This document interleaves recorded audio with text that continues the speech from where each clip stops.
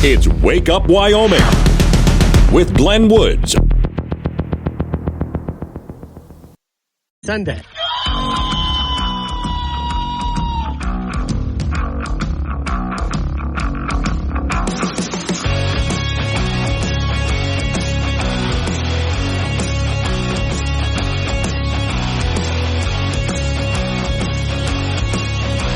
Six the time. It's Wake Up Wyoming. My name is Glenn Woods. Thanks for joining me. It's a Friday, and I'm glad you made it. As far as I'm concerned, it's going to be a good day. Now, we did get some weather last night. As you heard in your day weather forecast from Don Day, you did get some weather out there. Snow came down in some places. How much really depends on where you are, but everybody got a little something anyway. So the roads are slick. You know the drill with that? Okay. Don Day's extended forecast, 6:45. He's on with me live at 7:45. And you can expect, although the weekend's supposed to be really nice, you can expect just more of these little systems to continue today, next week, and so on, which is good because a lot of the snow that came down on some mountain areas that needed extra snow. Really, most of the country has been involved in a heavy winter. We, especially in the central eastern and northeastern part of Wyoming and some other surrounding areas, have just been in this bubble where we've missed quite a bit of it. But not to say we're not going to catch up, because as Don Day explained yesterday, the weather around this time of year, as we get into February, March, and so on, that's when things get wet. And so we're in for a whole bunch of changes here. Today's show is sponsored by Velcro Shoelaces. Work like shoelaces, attach like Velcro, one product and twice the hassle. Yeah, but true. You ever try to tie those things? They stick all the time. It's just horrible. Warning. This show contains reference to guns, liberty, limited government, low taxation, the cult of climate change, free thinking, cigar smoking, short people, rubber chickens, Karen's bureaucracy, liberal buzzwords, tour runs, traffic, toilets, terrible jokes, and more. No apologies will be issued. Guest callers may express any opinion they want without fear of being canceled. Unless you're a loudmouth jerk like Dave, then Glenn will hang up on you. Strap in, hold on to your coffee, and feel free to participate. This disclaimer does not refer to every person named Dave, just one particular Dave from San Francisco. We know a lot of Daves. They call this show all the time, and they're great people. So don't call this program and complain that we use your name. That would be a real Dave move, Dave. Okay, first off, thanks to everybody from across Wyoming. Sheridan's jumping in to help out. So earlier this week, began the week by telling you the story of the Sheridan police officer killed in the line of duty. So several people asked me yesterday while I was on air, where can we go to help? Because this gentleman left a wife and a young kid behind. Where can we go to help? Well, actually, that's available. What I did was I brought all the information together for you. I know if you have the app, Miss Mary will alert it out at some point. Other than that, just go to the Wake Up Wyoming website, and you'll see it there. So there's a story about this, but also it includes information on where you can go ahead and send help, financial, whatever it might be, to the wife and child that this officer unfortunately left behind. Now, another thing I was worried about yesterday. So in order to get at the suspect who had killed the officer, he had barricaded himself in somebody's house in Sheridan. 30 hours go by, then more. And police have just had enough. And so they're trying to figure out how to get this guy out. They have shot into the house, flashbang grenades, tear gas. Nothing was working. They even blew open the front door of the house with a water cannon. Couldn't get him out. Somebody did call out, they thought, because neighbors were watching all of this. They thought they saw him up in the attic. So, okay. They show up with this big excavator, big arms sticking out there, and pull up. And, I think, from what I understand, the guy might have taken a shot at the machine. But anyway, so they just start ripping the house open. You're not going to come out of the house. We're going to open it like a can of sardines. This is where the suspect finally fled, because the house is literally being torn down around him. And while trying to get away from police, he was shot and killed. All right. The question I had yesterday is, wow, that poor homeowner, because the suspect was not hiding in his own house. That was somebody else's house.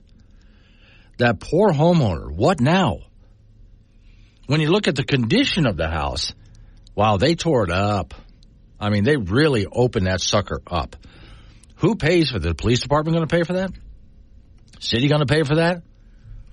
Usually cities and police departments have something in their law that says, no, we don't pay for that kind of damage. We do what we got to do, but we're not going to pay for the damage. How do you explain that to your insurance company? All right, here's what's happening. Starting with the citizens of Sheridan on a Facebook page, which is Sheridan Rants and Raves.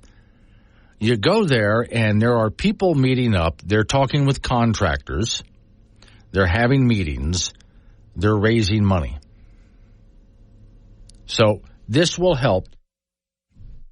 The house was not a huge house. There's an area, if you're familiar with Sheridan, there's an area of just these cute little houses. That's right near the downtown area. Just these cute little houses.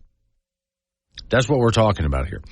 But still, though, it had an attic and upstairs and all that kind of stuff to it. So this is a lot. The whole place is done. It has to be bulldozed and rebuilt. So the people of Sheridan are getting together and pooling their resources, trying to gather money together, talking to contractors. What can we do for this poor homeowner? Through no fault of their own, they're just out of a house. Now, if the police department or the city get involved, I don't know. I think they should. They really should. But we'll see what happens there. If you would like information on how to help the police officer or these poor people who lost their home, that information is on the Wake Up Wyoming website. I put an article up there.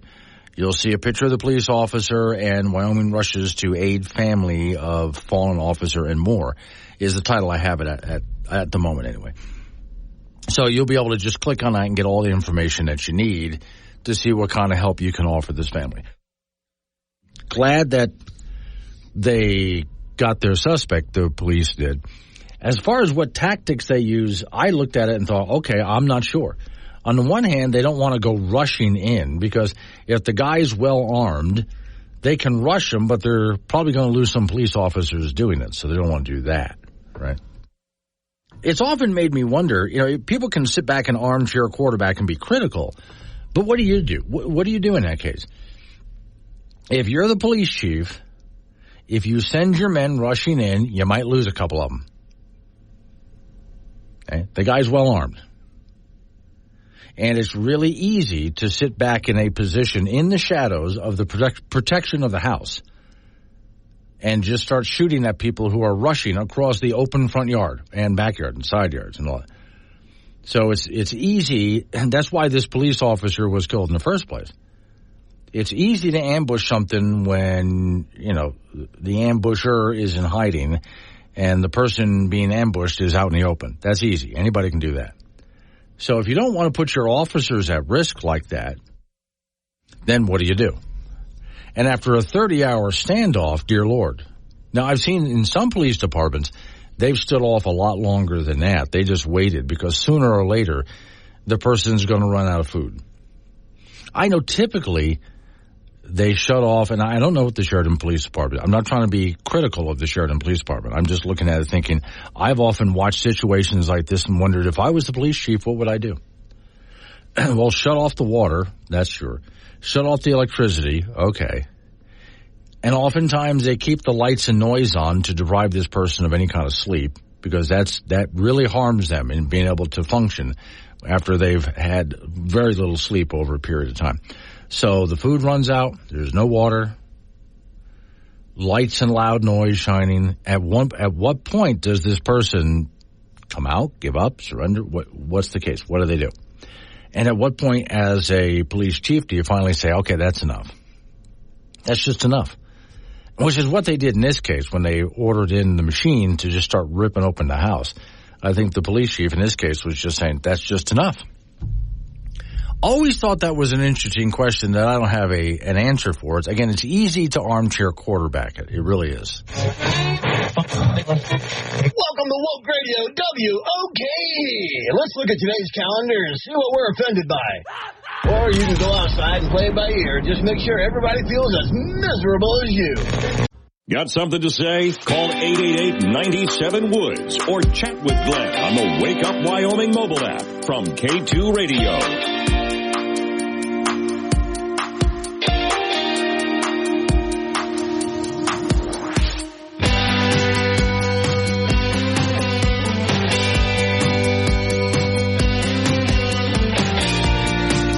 .23 is the time. It's Wake Up Wyoming. Okay, I had to go back and correct the story. This was frustrating for me.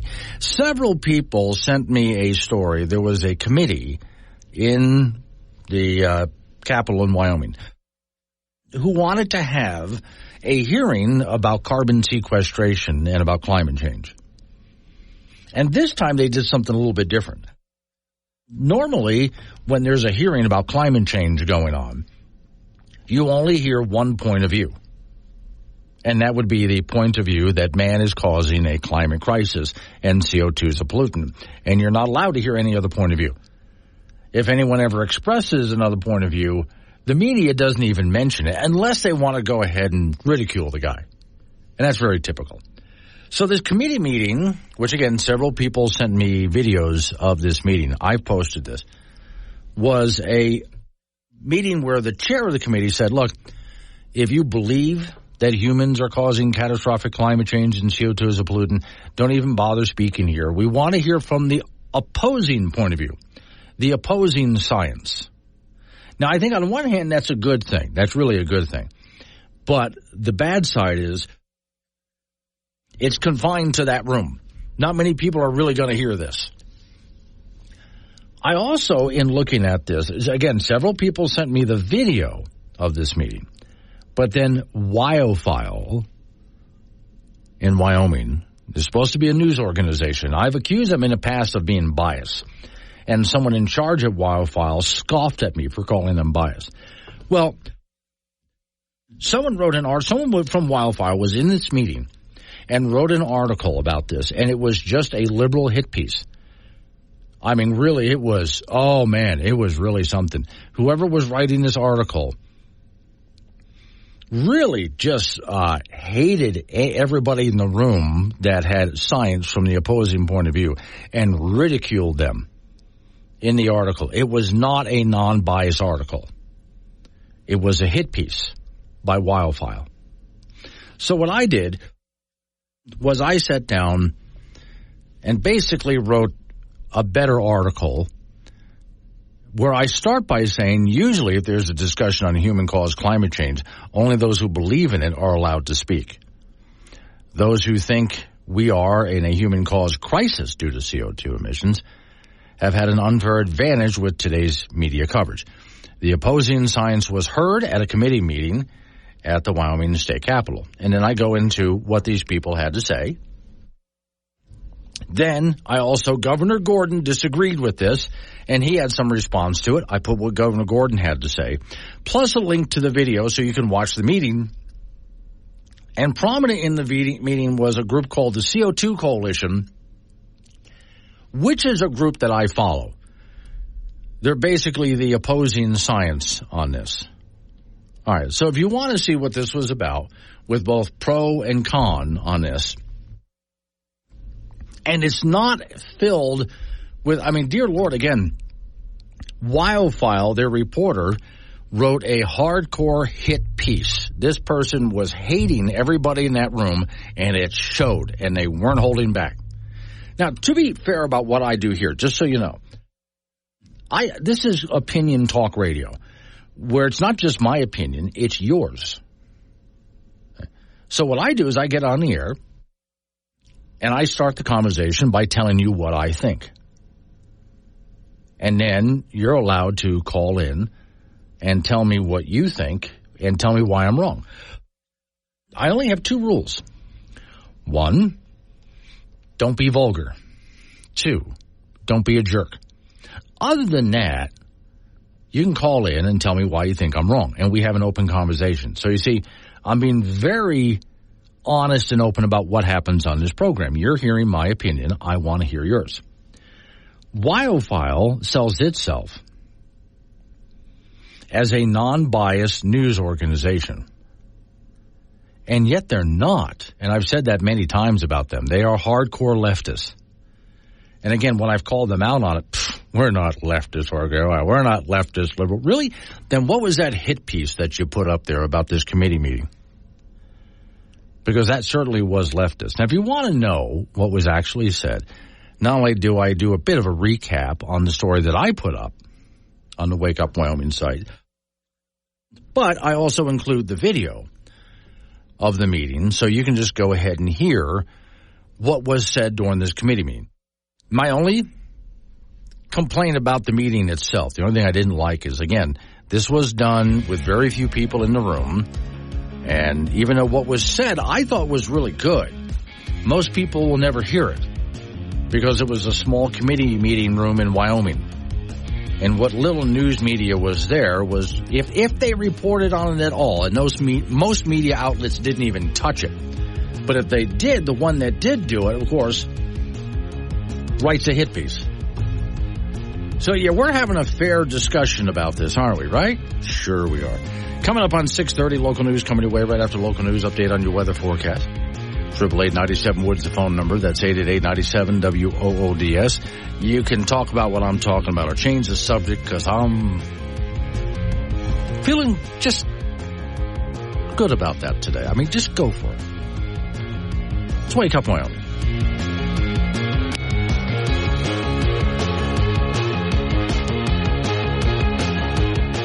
Now, Glenn Woods fits in your pocket with the Wake Up Wyoming mobile app. This is AM 1030 K2 Radio.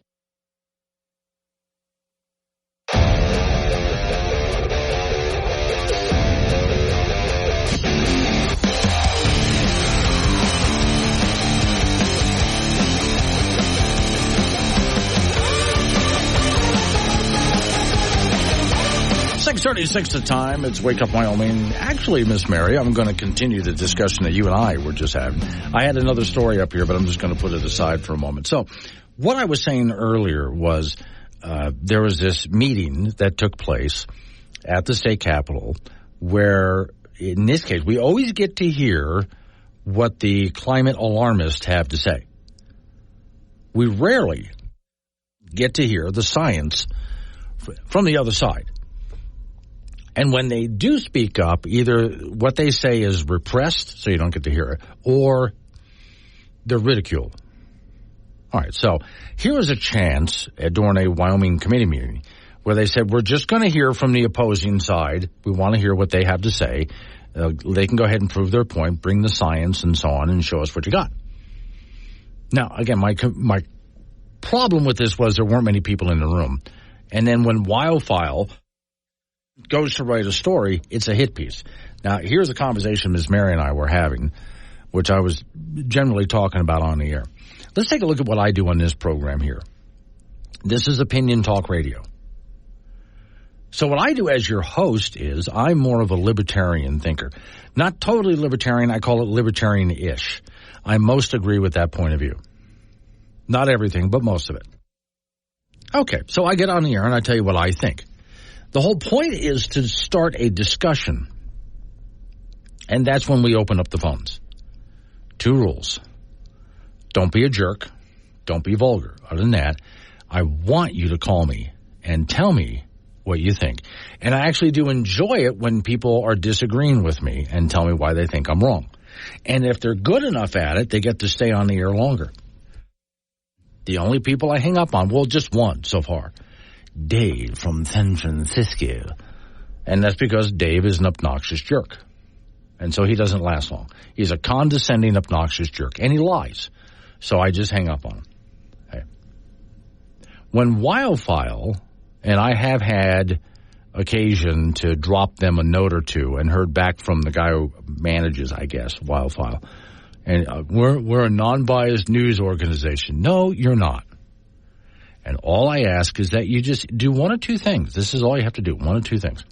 Either admit that you are leftist opinion at Wildfile. Same thing for Wyoming Public Radio and the Casper Star Tribune and the Wyoming Tribune Eagle. Just flat out admit that you deliver news from a leftist point of view. Just say it. Don't pretend that you're not biased. You are. Admit it. Or actually deliver non-biased news.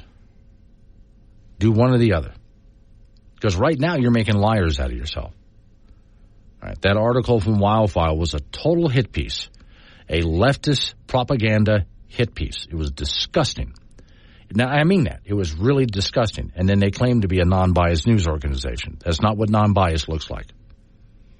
The article should be pulled and rewritten as a non-biased news article. Now, when I write articles on Wake Up Wyoming, there are times that I try to write the article as non-biased as possible on whatever the topic is so you can get all the facts out there. But in most occasions, again, what am I do? I'm a commentator. That's what I do. I get the conversation started. So I flat out say in my articles that this is my opinion. This is what I think. And I do that to get a conversation started because I believe not in censoring people, but I want to have a conversation with folks. And I want to have that conversation like adults. I don't want to get all emotional about it. I just want to sit down with adults and we can talk about why we disagree. And there's plenty of people out there. I have liberal friends, very liberal people who are friends of mine because they're decent people. And we disagree on just about everything, but we get along just fine. Just because we disagree doesn't mean we have to treat each other like crap. And that is part of the problem I find with a lot of news media today is, and I can even say that about right-wing news media. There's a lot of news sites out there that are right-leaning sites. And they treat liberals in the same way that liberals in the media treat conservatives. And I look at both of them and say, if that's what you want to do, okay, just admit who you are. Don't pretend you're something else, because if you're pretending you're something else, you've made a liar out of yourself. And you're not doing anyone any good by lying and pretending that you have the corner on all of the facts and everybody else. That you're not doing anyone any good. But worse yet, it makes a liar out of you. Wyophile. Hello everybody. We are going to die in about 30.1 seconds, so brace for impact. Bye. Mwahahaha. You're listening to the radio. And we're back. Sorry, we were busy tricking pescatarians into eating Rocky Mountain oysters. Wake Up Wyoming with Glenn Woods. 6:28 is the time. Wake Up Wyoming, off to the icebox we go, where Frank Gambino is waiting by. So in front of me is a drawing, Frank, of the human brain. Yes, there's a, a right side, left side. Yeah, right. Okay, well, this is cut up into different parts. Okay. Let me see. Up front, way up front, the biggest part of the brain there, useless trivia. Yeah, so we want to eliminate useless trivia. Yeah, well, okay, Frank, you cover sports. Yeah, yeah. Well, it's entertainment. Okay, yeah, useless trivia. Then there's this little peanut section, the tiniest part of the brain, social skills. Which could be certainly improved by many. If you could switch the two out, to have the social skills as big as the useless trivia and the useless trivia as big as the social skills. I think we'd be in better shape as a society. Yeah. Now, here's another massive part of the brain that I agree with. Monty Python quotes. Yes. Yeah, okay. There's always one out there. Nice big section for comic books and also a huge area for cartoon theme songs. Yes. Okay. Which goes back to Yes. useless trivia. Yes. And then, of course, obscure science fiction references, internet memes, and then these two tiny little areas in the back of the brain for things like math and science. Right. Yeah. So I wasn't good at either, so, but right. you can make it without those skills, but it's tough. I don't see anywhere in here for, language skills. I think a lot of people lack that. No. That's, okay. So, now, if I were to take a look at Frank's brain, I think the biggest parts would be sports, followed by sports trivia. Sports. Yeah. And more sports. And more useless trivia. More useless sports over there. Oh, and you would have a big section in your brain that is a map of every single road, hotel, and restaurant in Wyoming. And that's not trivial. No, that's not trivial at all, but that would be a big part of your brain. In fact, I think what Google Maps ought to do in order to get a good, because, Google Maps is often wrong, as you know. They have a lot of mistakes. Get a more accurate picture. Just plug into your brain. Yeah, I'll let you know what's up and down. Yes, exactly right. Because I don't think when I go cross-state, I still, even though I know where I'm going, I still plug in Google Maps because I like to look at how many miles, how far, stuff like that. And sometimes they have road construction information, stuff like that. But I bet you never even bothered. No. The mileage signs are on the side of the road. They put them like every 25, 30 miles or something like that. Yeah. All right, and boys high school basketball from yesterday in 4A. Cheyenne East over Laramie, 62-57. Cheyenne Central beat Cheyenne South, 68-26. Natrona win over Campbell County, 70-56. And in 1A, KC over Midwest, 66-45. On the girls' side, it was East over Laramie, 44-38. Central beat South, 64-38. Campbell County, a 20-point win over Natrona, 56-36, and KC over Midwest, 43-10. In boys and girls basketball later on tonight in Class 4A, Kelly Walsh will be traveling to Cody. Thunder Basin will be in Casper to meet Natrona. Cheyenne East will be at Cheyenne South, and Cheyenne Central will go over to Laramie. In junior college basketball from last night, the Casper College team swept Gillette College at the Erickson Gym. T-Bird women improved to 21-5 on the year with a 72-52 win as Angela Astorga led Casper with 19. The Casper men beat Gillette 89-82 to get to 18-8 on the year. Darius Robinson had 25 points for the T-Birds. Both Casper College teams will be at Northwest DePaul on Wednesday. Now, Triple C basketball teams will host Eastern Wyoming tomorrow afternoon. Men's basketball at the Division I level, the Wyoming Cowboys will be at San Jose State tomorrow. The folks have been up and down this whole season, so they're 5-6 in Mountain West play, 12-12 overall after a home loss to Utah State back on Wednesday. San Jose State has really struggled this year. They're 2-10 in league play at 9-16 overall. That's an 8 p.m. start tomorrow from the San Jose, and we'll have that for you on K2 Radio in Casper and KCGY in Laramie. Wyoming Cowgirl basketball team will be in Fort Collins tomorrow to take on Colorado State in round 2 of the Border War. Cowgirls didn't look all that great in their loss to Boise State over the weekend, so they're 9-3 in Mountain West play and 14-9 overall. CSU is 6-7 in league play and 15-9 overall. And the Cowgirls beat the Rams in the first meeting between these two teams this season. That is a 12:30 start from the Moby Arena in Fort Collins. In high school track and field on the indoor circuit, the big Simplot games have been going on. They started yesterday and they'll go all through the weekend. A ton of Wyoming athletes are in that. The state high school boys swimming meet continues today in Laramie. The 4A finals will be this morning at 10 a.m. and the 3A finals will be, the 3A prelims will be later on today, and then the finals will be tomorrow. High school wrestling regional tournament statewide. The 4A West will be in Kelly Walsh and Casper. That will be tomorrow only. And 4A East will be in Gillette. The 3A West and the 3A East will be in Riverton and Torrington respectively. Those, not only those are boys tournaments, but those are girls tournaments as well, regardless of classification. And the 2A East will be in Tongue River and the 2A West will be in Shoshone. The state high school wrestling tournament begins this Thursday in Casper. So here we go. Okay, so I just came across this ad. It just popped up in front of me from an airline. I won't say who. Really poorly done. They show 3 seats on the airplane. Yeah. And it says extra wiggle room. Okay, Frank, I don't want wiggle room. I want room. Well, you have to start somewhere. Yes, okay. Because as you well know, where I sit, there's not much. Yeah, there's not a whole lot. They call that coach for a reason. Yeah. I go back there too, but I mean, I don't want wiggle room. I want room. Don't tell me I've got extra to wiggle in. I would like to be able to breathe when I'm sandwiched between those two big fat guys. The answer is we're giving you a little bit, and that's all you're getting. You want more, you pay more. You pay more. Sit up front with everybody else who paid more. All right, thank you, Frank. Coming up on some local business and news time. It's Wake Up Wyoming.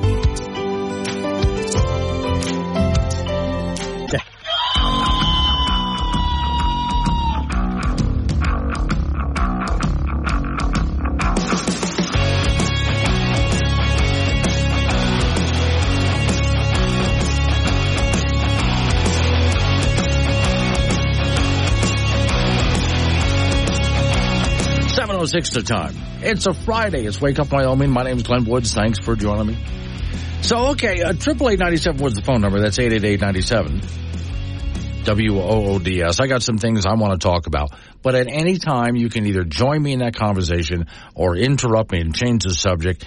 Deb, just fine. Today's show is sponsored by Velcro shoelaces. Horrible. Work like shoelaces, attach like Velcro. Dumb invention. One product, and twice the hassle. It's just the most idiotic invention. You ever try to tie those? Don't even bother. Okay, so let's go real quick over to the Wyoming House and Senate. By the way, at about 7:39-ish, our man in Cheyenne, Doug Randall, with the latest, he's got a report on what's happening near the legislative session.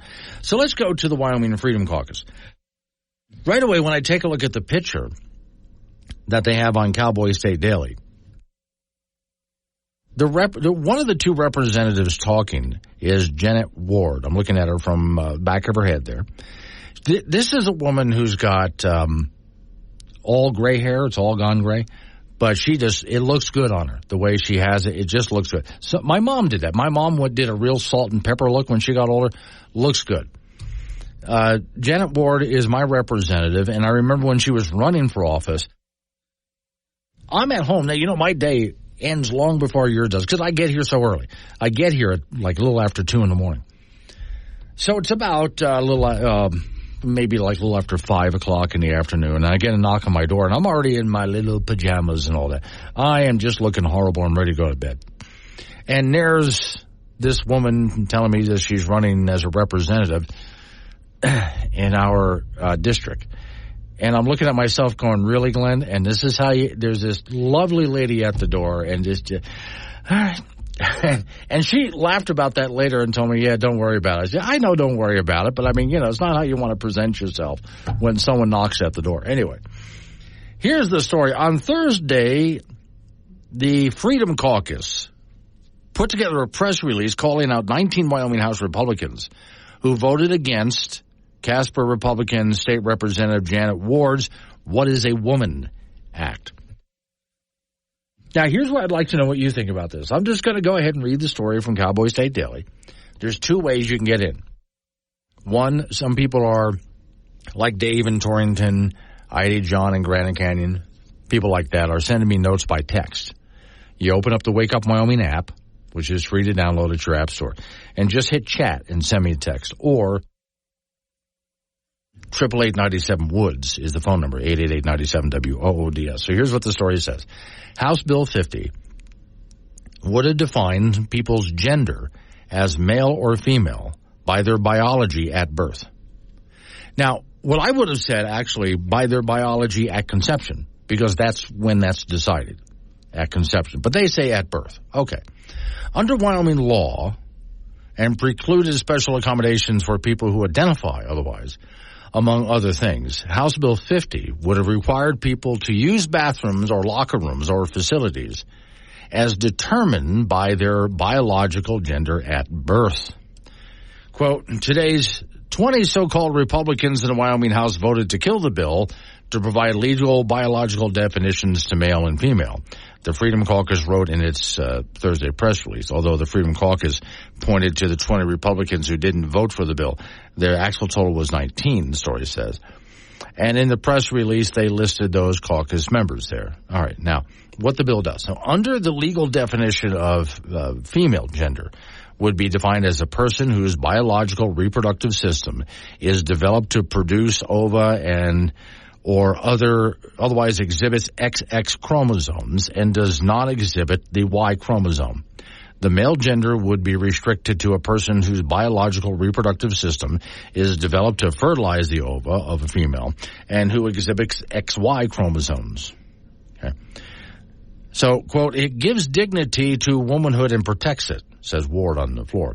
This bill has become necessary because biological males have pushed Wyoming women from their Wyoming sorority home at the University of Wyoming in part of it. Now, let me see as I do this. I had something set aside. Aha, okay. I saved it. I'm glad. Now, in another state, in fact, wait a second. I think this is actually Washington, D.C. They were having a bit of a debate about locker rooms, about allowing people who identify as a woman but may biologically not be into the women's locker rooms. And it was causing a problem. And so somebody suggested, well, what if we just go ahead and put up barriers inside the locker room so they can get changed so it's not a problem? Here's how the conversation went. Ms. Scanlon, we just heard my Democrat colleague, Mr. Cohen, say that your circumstance could have been fully resolved if we'd have just had some barriers up in the women's showers.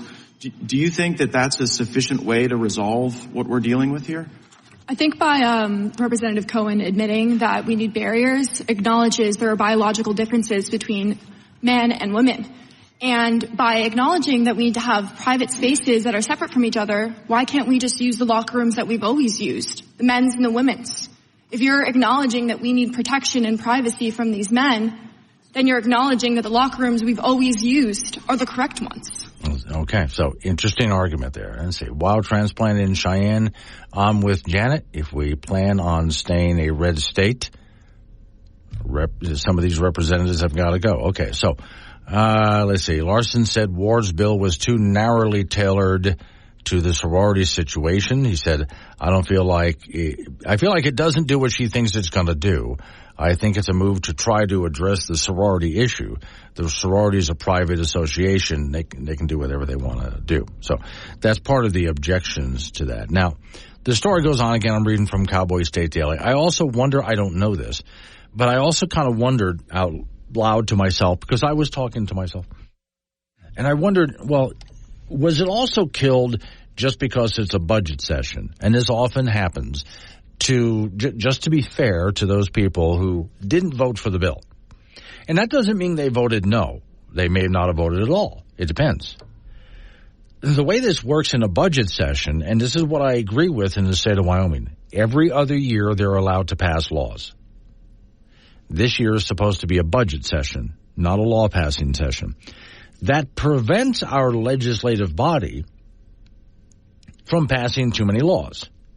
So in order to get a law out on the floor, a bill that would become a law out onto the floor, they have to have 2/3 of the people in the House vote in favor of putting it out on the floor for consideration. If 2/3 do not agree to see it, then it just is not seen. That doesn't mean it was a good bill or a bad bill. It's just they have so much time on the clock. That's another thing I like what the state of Wyoming does. We only have so much time on the clock to get things done. That way, again, they don't pass all sorts of ridiculous laws because they're constrained by time. I'm not saying this is a ridiculous law. I'm just saying that's the purpose of it. And so to be fair to some of the members who either didn't vote for it or voted against it, it's also because this is a budget session. And so it's going to be difficult to get it through. Well, so my representative, Ms. Ward, has an opportunity now to go take a look at what she wrote, look at objections, maybe reconfigure it a bit, and then try again another time.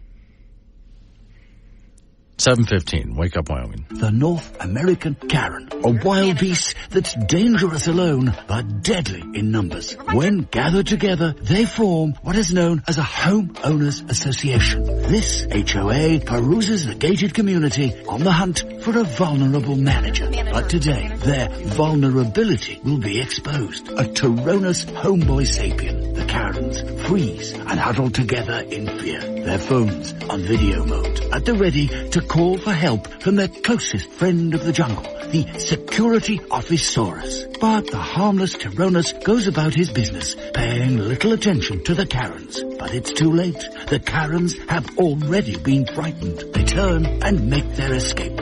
Rarely do the Karens find themselves on the receiving end of fear. But today, they are reminded that the world is not their home. They trot home to their husbandus flaccidus to complain that their neighborhood is going to hell. Start your day the right way. Wake Up Wyoming with Glenn Woods on K2 Radio. Join the conversation at 888-97-WOODS.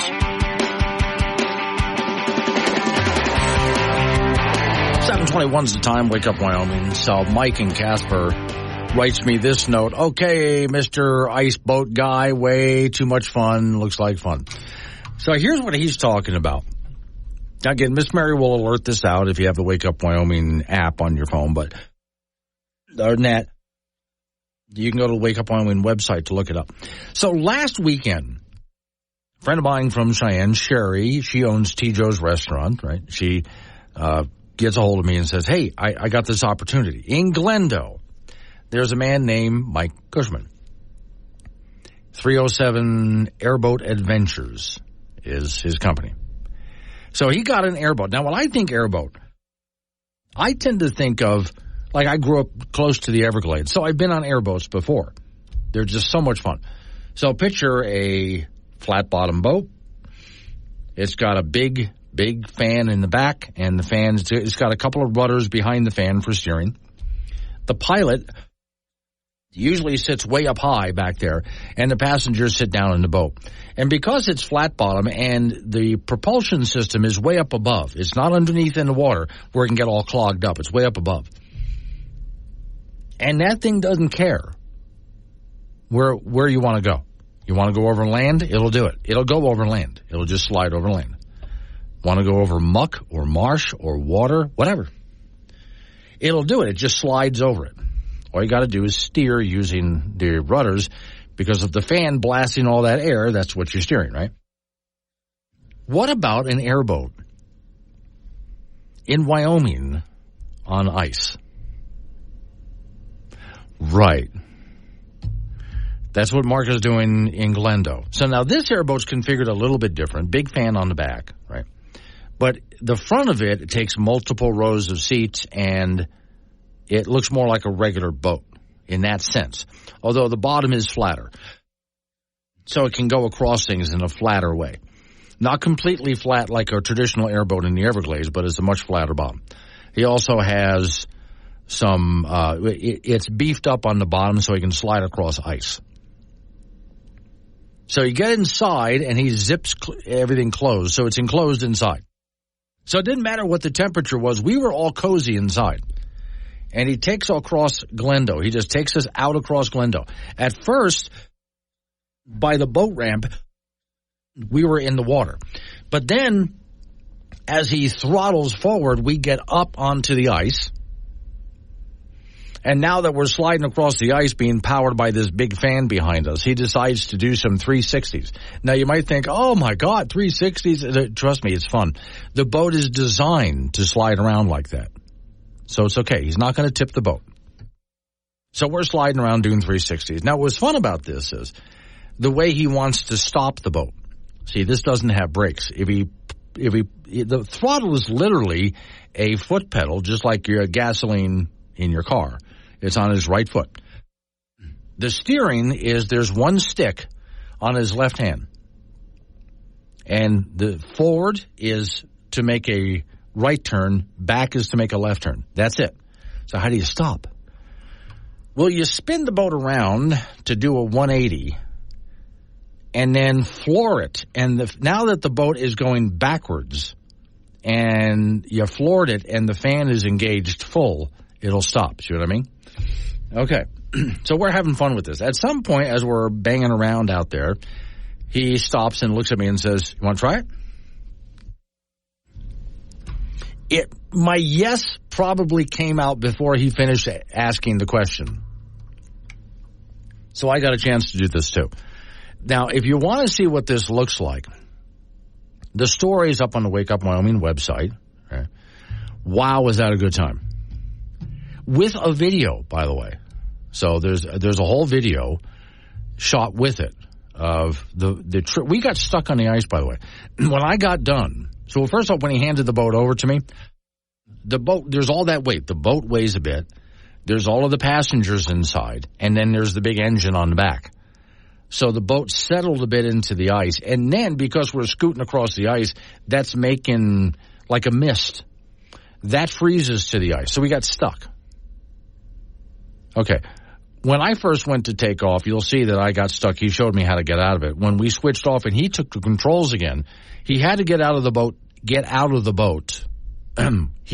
boat twice to help us get unstuck, and then we take off again. So if you want to see the whole airboat adventure, the video is on the Wake Up Wyoming site. Again, Miss Mary will alert that out if you have the Wake Up Wyoming app. If you don't, that's free at your app store for stories like this. Or just go to the Wake Up Wyoming website or Facebook page, and you'll see the story there with my explanation of how this works. There's pictures of it.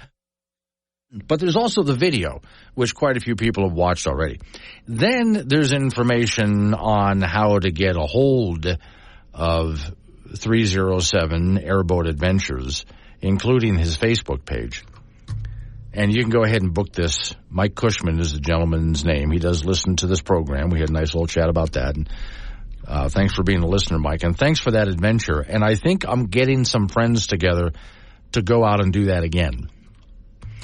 That was just a hoot. Now, some people worried when we were scooting around on the ice like that. Well, what happens if you break through the ice? The airboat doesn't care. Again, airboats don't care about that. Airboats can go over ice or water or marsh or muck or just flat out dry land or reeds or whatever. This is what they're designed to do. So, yeah, we were scooching all over the place, and at some point we did hit an area that was just water, on a section of the lake that was all broken up. In fact, even by the boat ramp was like that because, people are heading in and out, so all of that was broken up too. And when we transitioned from ice to water and back up to ice, again, airboat doesn't care. We just kept on going like it was nothing. It really didn't make a whole lot of difference at all. So that is a good time. Now, Mike does these tours in the summertime if you want to get out on Glendo during the summer in an airboat. That's just as fun. In the wintertime on ice, it's the same thing. It's just more slippery. Wow, that was a good time. I had never thought in my life I would ever do something like that. In fact, the first time I ever saw an airboat like that in Wyoming, it was in a parking lot. And I'm wondering, why is an airboat like that in Wyoming? Well, now I know. See, for me, growing up around airboats near the Everglades, that's what I pictured airboats were for. Swampy, marshy areas like that, go to Louisiana, places like that. That's why you have an airboat. So you can get anywhere. It doesn't matter. But, yeah, you use them out here on ice. Anyway, stories on the Wake Up Wyoming site with the video. So, all right, coming up on some local news, right after local news update on your weather forecast. At about 7:39, our man in Cheyenne, Doug Randall, has a legislative update. And then Don Day joins me to talk about your weekend weather forecast. Wake Up Wyoming.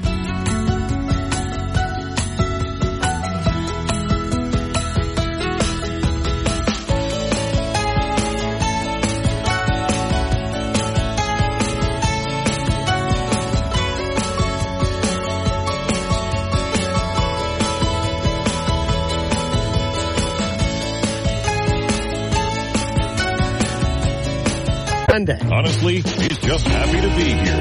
Catch Glenn Woods on Wake Up Wyoming, weekdays at 6 on air, on Alexa, and on the Wake Up Wyoming app.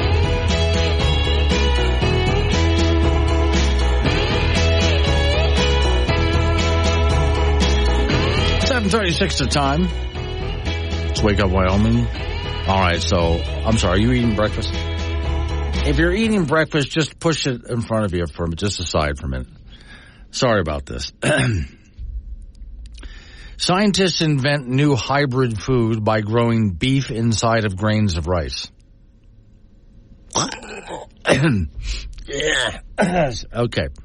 I'm going to read that again. I'm sorry, I'm going to read it again. Scientists invent new hybrid food by growing beef inside of grains of rice. My first worry is if the grain of rice has meat inside it, then the grain of rice becomes alive, and I go to eat a bowl of rice, and now every little rice kernel is looking at me with innocent eyes because it's alive. Okay. As the world's population continues to grow, so does the strain on the environment. Not true. Not true. Not true.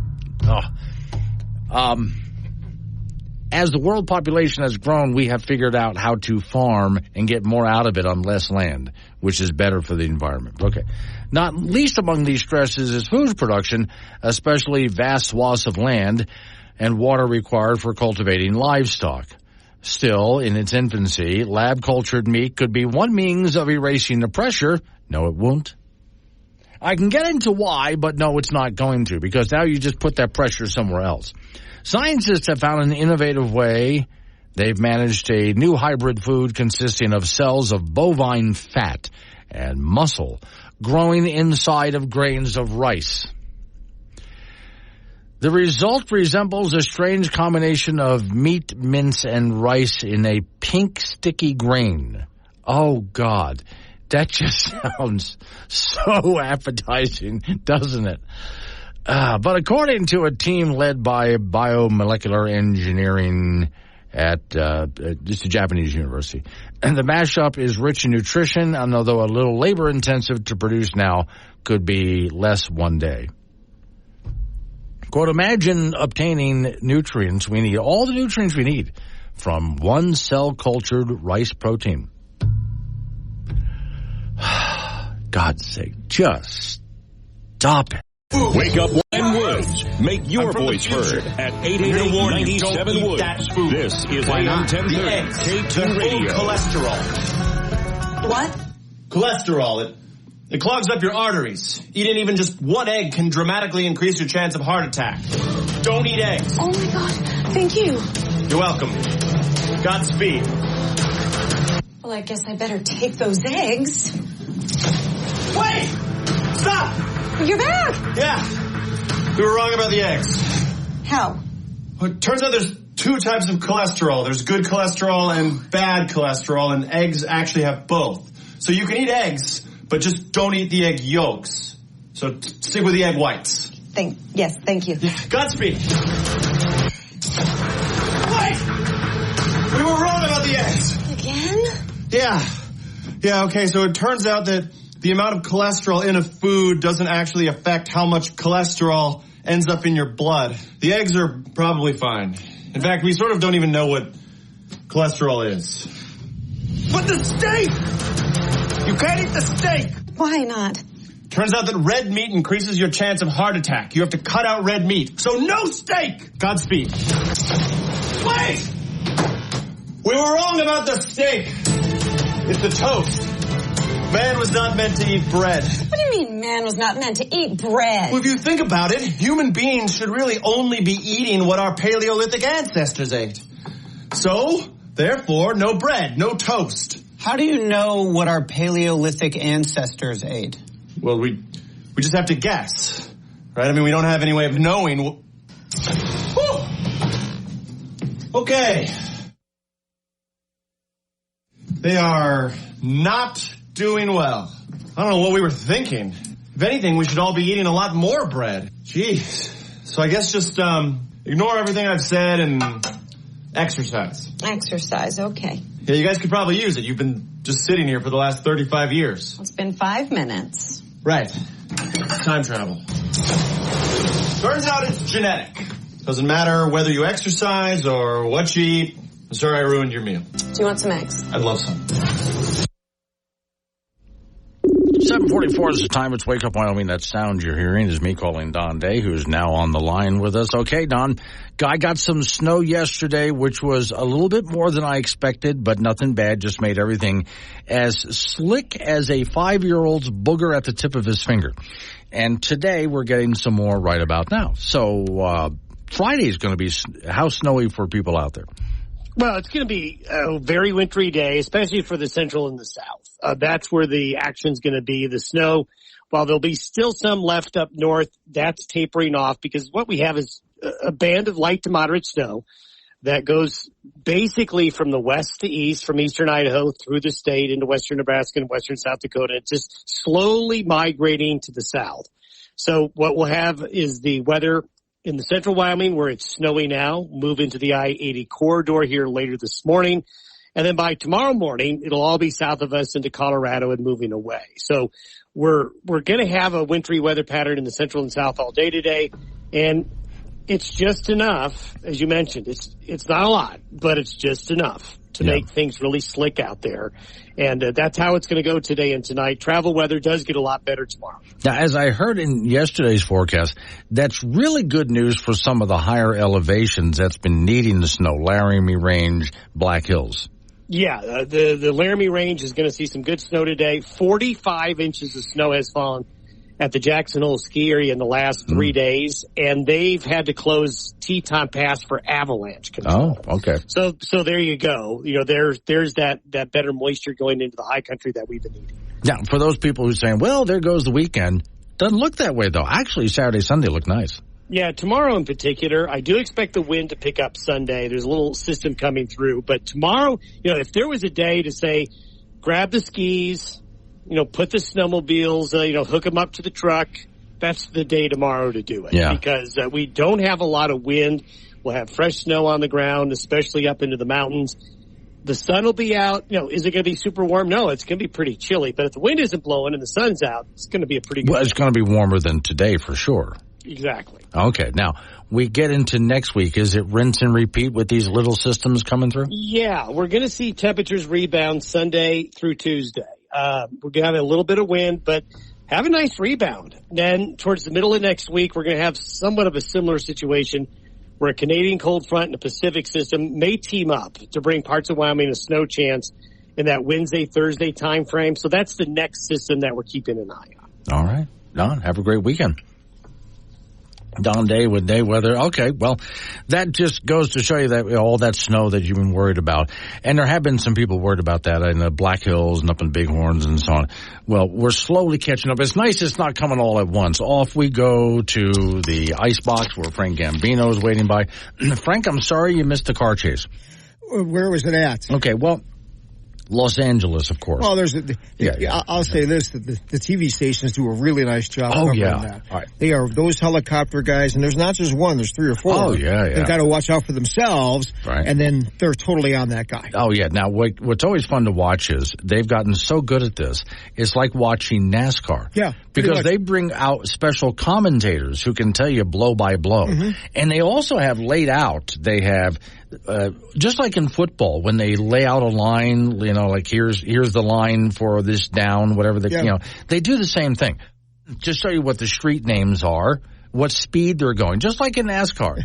Here's how fast they're going. GPS, baby. Yeah, oh, my Lord, all sorts of information. And again, I'm watching a NASCAR with blow by blow. And then I always have to wonder if they're in a car chase in someplace like Los Angeles. Mm-hmm. Guys, where exactly do you think you're going? Because like you say, Frank, there's multiple helicopters. Okay, there's police units all over the place. In many cases, the police will hold back a bit to let these guys get into a neighborhood where it's easier to catch them. Right, and I think there are going to be no more on that end, but there's going to be no more O.J. Simpson things either.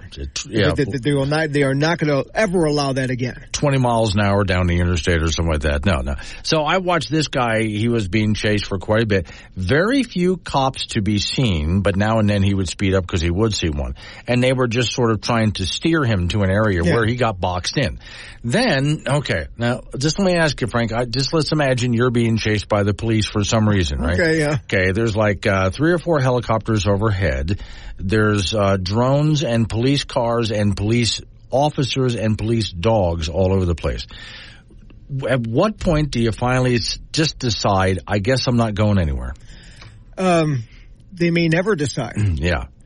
They may just start to run. Yeah, these guys... Or get out of the car and try to hide underneath the car. Maybe the helicopters won't see you. So this guy got out of his car because he was boxed in, and he tried running, but no matter which way he turned, there were just more cops. And eventually he just stopped, and there was a chain link fence, and he just put his hands up on the chain link fence and went, okay. No mas. Yeah, no mas. At that point, you're just absolutely not going anywhere. I do love to see when they try to hide. Because, if you're trying to figure out a game of hide and seek on the fly in a neighborhood you're not familiar with, you're probably not going to be able to find anything good to hide under or in. Like a garbage can. Something like which that. Which they have. Oh, yeah, dumpsters. They get, like you say, underneath a car, try to climb on top of something, things like that. I think one of the worst I ever saw was a guy went into a house.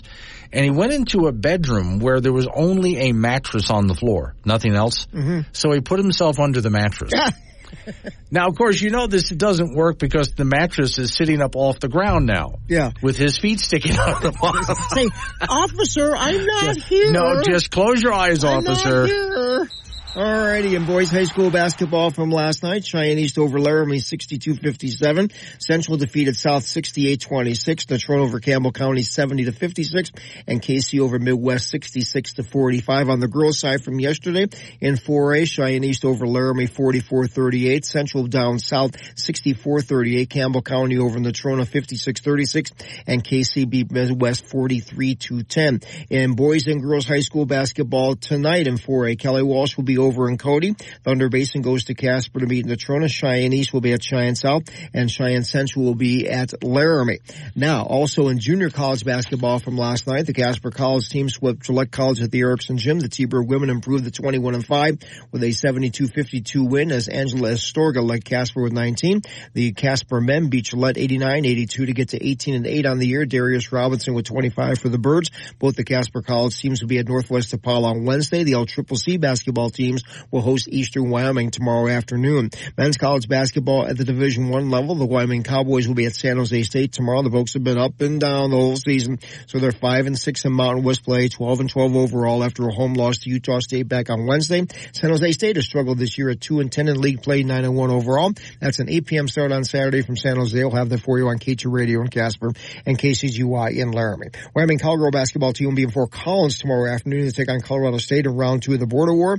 Cowgirls didn't look so great in their loss to Boise State over the weekend, so they're 9-3 in Mountain West play, 14-9 overall. CSU is 6-7 in league play and 15-9 overall. Cowgirls beat the Rams in the first meeting of the season. That is a 12:30 start from the Amobi Arena in Fort Collins. High school indoor track, the big Ziploc games are going on in Pocatello, Idaho. Started yesterday. That will run through Saturday. It's a gigantic meet with a lot of Wyoming athletes in there. The state boys swim meet continues today in Laramie. The 4A boys final will be at 10 a.m. this morning, followed by the 3A prelims today, and then the 3A finals will be tomorrow at 10 a.m. In regional high school wrestling, the 4A West regional tomorrow will be in Gillette. The 4A East tomorrow in the 4A West in Kelly Walsh, 4A East in Gillette. The 3A regionals, East and West, Riverton and Torrington will not only have 3A boys, but also girls from all three classifications. So the girls will be wrestling in Riverton and Torrington, no matter what school they are, depending on the East or West.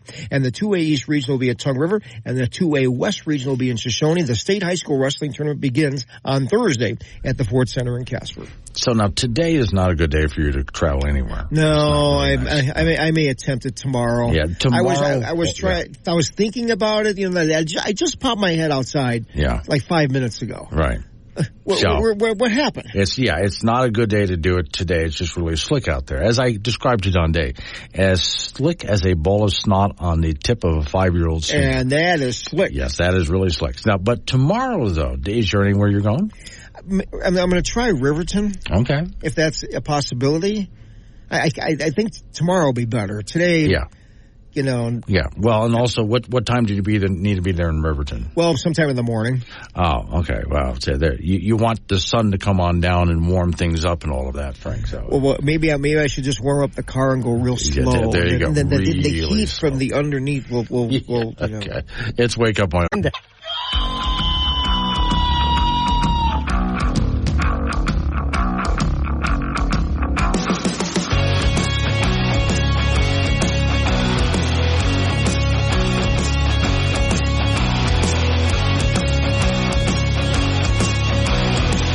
8:06 the time. It's Wake Up Wyoming. It's a Friday, and I'm glad you made it. 888-97 was the phone number. That's 888-97 WOODS. Oh, I should check on that road report for you. There's hang on while I call that up. Okay. Everything just went out of whack on me. Hang on. You do this. Today's show is sponsored by Velcro shoelaces. Work like shoelaces, attach like Velcro, one product and twice the hassle. That really is. Sometimes you just have to yell at your computers too in order to get them going right now. Where I'm at, we got a good amount of snow. I mean, not heavy, but still a good amount of snow yesterday. And we're getting more right now. So I'm taking a look at the road conditions from YDOT, and let me see. You know, believe it or not, I-80 is open. I know, right? Where it's really bad. So go from Cheyenne up to Gillette or Buffalo, Sheridan, maybe go to Thermopolis, Torrington, Wheatland, Chugwater, all the way up to the Black Hills, Sundance, places like that. That's all just sketchy. You can do it, but it's all just really sketchy driving. That's all we're doing right now, so just be really careful out there. Okay, so let's pick on the president for a while, shall we? Well, I haven't done that all morning. Most of the week I haven't. Everybody else has. So, okay. First off, Democrats call on Biden to drop out of the 2024 race. Not all of them, although I wish that were the case. New York Times columnists called on President Joe Biden to drop out of the 2024 race after a bombshell report from that special counselor described the president as a sympathetic, well-meaning elderly man with a poor memory. The only thing I disagree with there is I'm sympathetic. I don't think he is. Well-meaning. I don't think he is. But he is an elderly man with a poor memory. While fellow party members in D.C. have yet to come out against that, I mean, they're all circling the wagons. Biden hasn't convinced the American people quite yet, says the story. According to a recent NBC poll, 86% of Americans think Biden is too old to serve another term. The poll conducted after the special report by her was released is just another blow to Biden's presidential hopes, the story says. Okay, so that's the first story. And it names other Democrats. Nobody in Washington, D.C., that mob is going to stick together. But across the other rest of the country, the Democrats are saying, please, Mr. Biden, step out. And this is what I said the first time he ran. Hey, Democrats, is there something you can do here? It's your party. There's got to be something you can do. Just somebody else. Whatever you think of Biden, whether you like what he's done or not, whatever the case is, somebody else. Please. Let this guy go home and be with his family, all right? Personally, I would have not only thrown Biden out of office back when he was a senator, but I would have thrown him in jail a long time ago, too. But, all right. Another story on that note, White House reporters knew all along about Biden's condition. Story says, this week I surveyed members of the White House press corps, reporters, on-air correspondents, photographers, etc. They all emphasize that the symptoms of Biden's age have become more noticeable in recent months, and frequent discussions on the topic at the desk behind the Brady briefing room. Anyone who covers, this is a quote, anyone who covers the White House knows he's showing signs of age. He whispers, he shuffles, he mumbles, he misremembers. One White House reporter told this reporter, anyone with an elderly parent knows what this is. Story says, since the beginning of Biden's term, many White House journalists have reported on or alluded to concerns surrounding his age and often his mental acuity. Nevertheless, several of the journalists I spoke to said the true significance and importance of the issues as they observe it was not ever reflected in their coverage. So I would like to know then. Reporters are finally asking the question, and they're not getting any decent answers from the White House.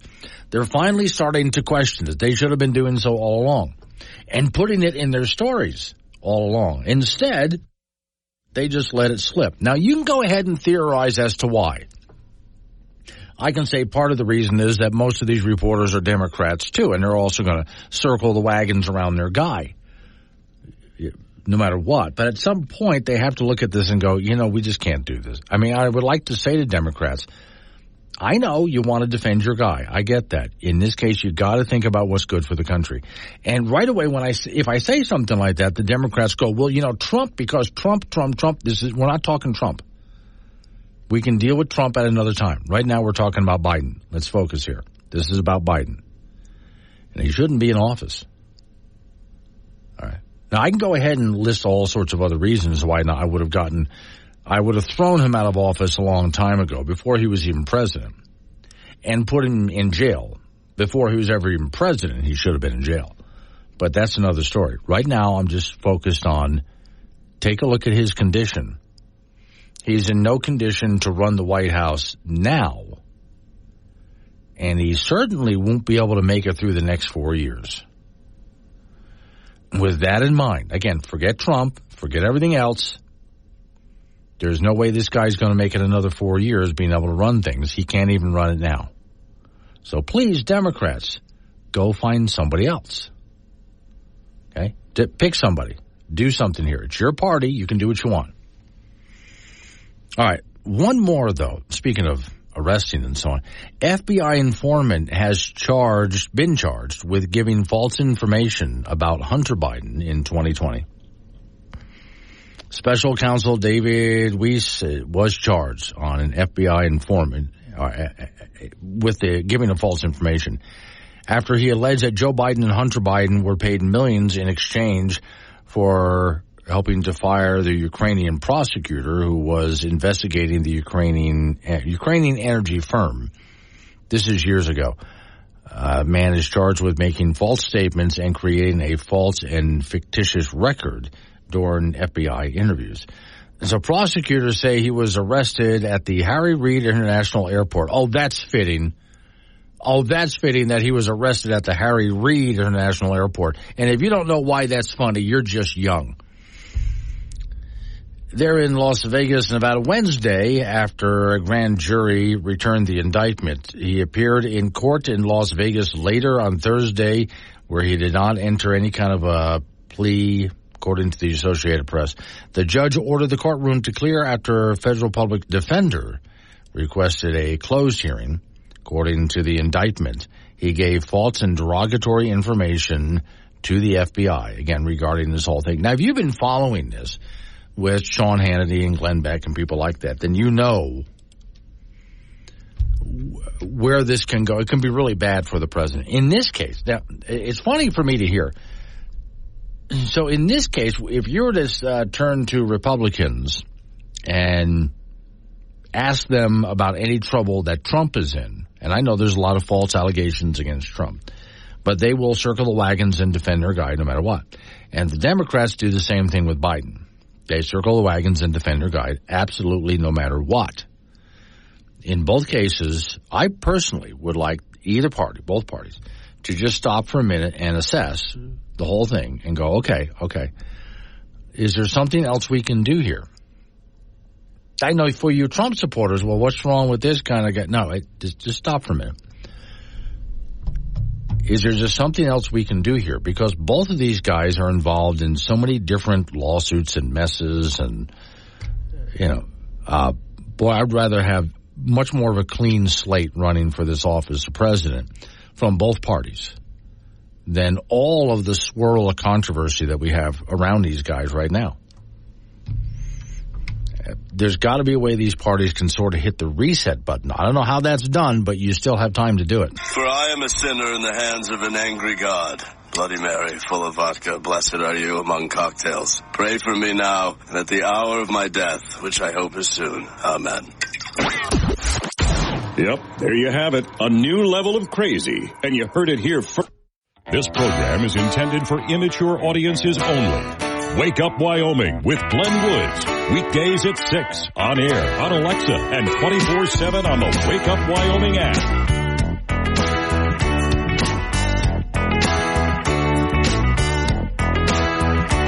Okay, real quick, some of the messages I'm getting from you. By the way, you can call in 888-97-WOODS. That's 888-97-WOODS. Smalls and Casper. Biden is just a puppet. His handlers want to keep him in office so they can keep their agenda. Joe Biden is a political machine and is all about their agenda. Yeah, I do agree he's being handled. He's not really in charge there. Dan and Cheyenne, Michelle Obama is very popular. She's likely to be closer, at least at the last minute. I've heard about that, too. I've heard about the idea of maybe putting Michelle Obama in. But whatever they do, whatever the Democrats do, somebody else. And for the Trump supporters out there, like I said, there's just so much swirling around this guy right now. He's going to be sitting on trial right up until Election Day. He's going to be in court with all sorts of trials. At this point, I look at it. If you think, well, he gets elected, all that goes away. No, it doesn't. No, it doesn't. That's why at this point I say, hey, Trump supporters, I know you love your guy. I know you do. Somebody else. Let's do something else here. Neither party will, I don't think, but I would like to see that happen so we can at least go. We're still going to have a lot of fighting and controversy and so on, but wow, both candidates in court for so many things. It's such a mess Not good for the country is what I'm saying. I mean, just absolutely. I know some of you disagree with me on this, but just not good for the country. Okay. People send me videos all the time. I hate when I have to tell people, I know I've seen that. Just so you know, most of what you send me, I've already seen. I spend so much time scanning news, even when I'm not at work, to come up with stuff. I've probably seen it. But that doesn't mean don't send it. Send it anyway. There's some things that I've seen so many times, people have sent it to me so many times. I saw it a long time ago, but that's okay. Because every so often somebody sends me something that I haven't seen. So I hope these things come out okay, but let me go ahead with the first one here. My son identifies as a cat, and his school is not taking that seriously, and I am honestly planning on suing them. My son So yesterday was the identifies as a first day cat. of school. And during class, he was licking his paws. Really? And his teacher told him to stop. And he didn't. So she called me and she was like, hey, you have to get your son to stop doing this during class. It's really distracting to the other kids.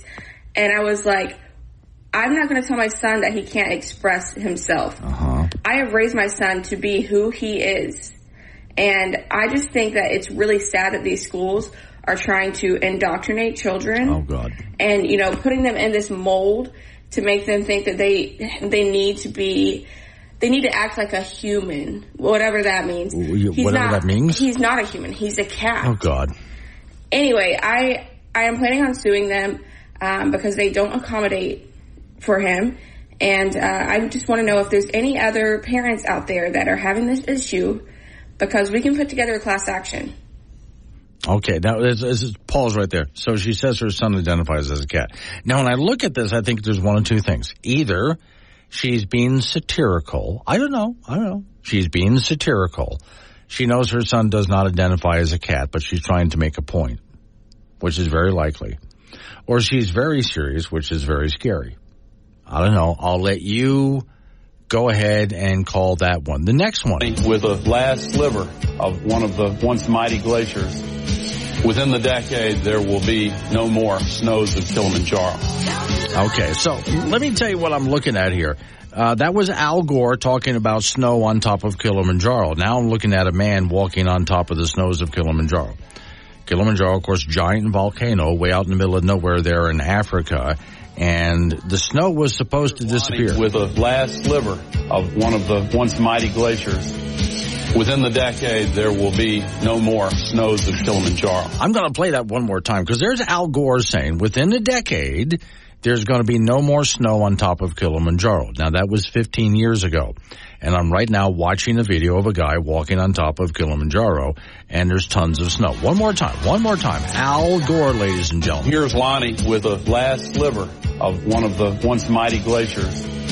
Within the decade, there will be no more snows of Kilimanjaro. Okay, that was 15 years ago, and again, I'm watching a video of a guy walking up there in the glaciers and the snow of Kilimanjaro. So, now, on that note, I saw, and I talked about this a little bit yesterday, there was a report that came out recently that Greenland was losing a lot of its ice. Now, for those who say, well, that's not going to raise sea levels, it actually would. All of that snow and ice is on top of a landmass. I know you've given me the analogy of if you have a cup of water with ice in it and the ice melts, the water stays the same volume. Well, that's true. But what if you have a cup of water and then you add water to it from somewhere else? So if Greenland is filled with snow and ice and it all melts and goes into the ocean, that would raise sea levels. If Antarctica, which is covered in miles and miles thick snow and ice, if all of that were to melt and go into the ocean, it would raise sea levels, right? And that's not the only place. But my argument was this. As they're reporting, correctly so, there has been some ice around the edges of Greenland that are disappearing. Now, the center of Greenland, the ice is actually thicker. Yeah, so I don't know if they've actually lost any or not. But around the edges, yeah, it's melting away. About 1,000 years ago, Vikings lived there. Yeah, they had villages and farms. They had sheep and cattle. They grew crops. They grew grapes, which can only really grow in warm weather. So I'll give you an idea how warm it was. And they made some fantastic wine out of it. Then things got colder and Greenland was covered with ice and all the Vikings had to leave. Now, all this time later, over 1,000 years later or so, whatever, Greenland is starting to melt again. And archaeologists are going to Greenland and starting to uncover all of the farms and villages. So what does that tell you about climate change? Because back then, there weren't very many humans compared to what we have today, and humans were not industrialized. So to have Greenland go from that warm to frozen over, we didn't do that. That was just nature doing that. That was just simply nature doing that. It's called climate change, and it's a completely natural thing. Okay? Tody, I think is how you pronounce that, in Evansville.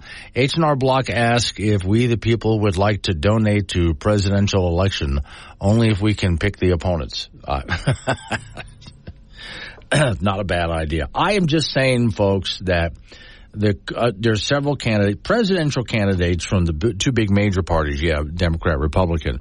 But there's other races as well where I look at some of the candidates involved, and I just think, really, this is who we're running. Can we do something else, please? And I don't know how that's done, but I would love for the political parties to just sort of reassess what's happening here and try something different for the sake of not just our local communities, but for the country as well, because the people we got right now are so in so many different places, are so involved in so many different, big-time controversies, and yet they just keep getting elected to these offices. And some of them not only are not qualified for their offices, they're not even competent to, if they win, and some of them will, they're not even competent to run whatever office they're in. All right, coming up on some local news, right after local news, update on the weather forecast, and then a long section of open phones. 888-97 Woods. Wake up, Wyoming.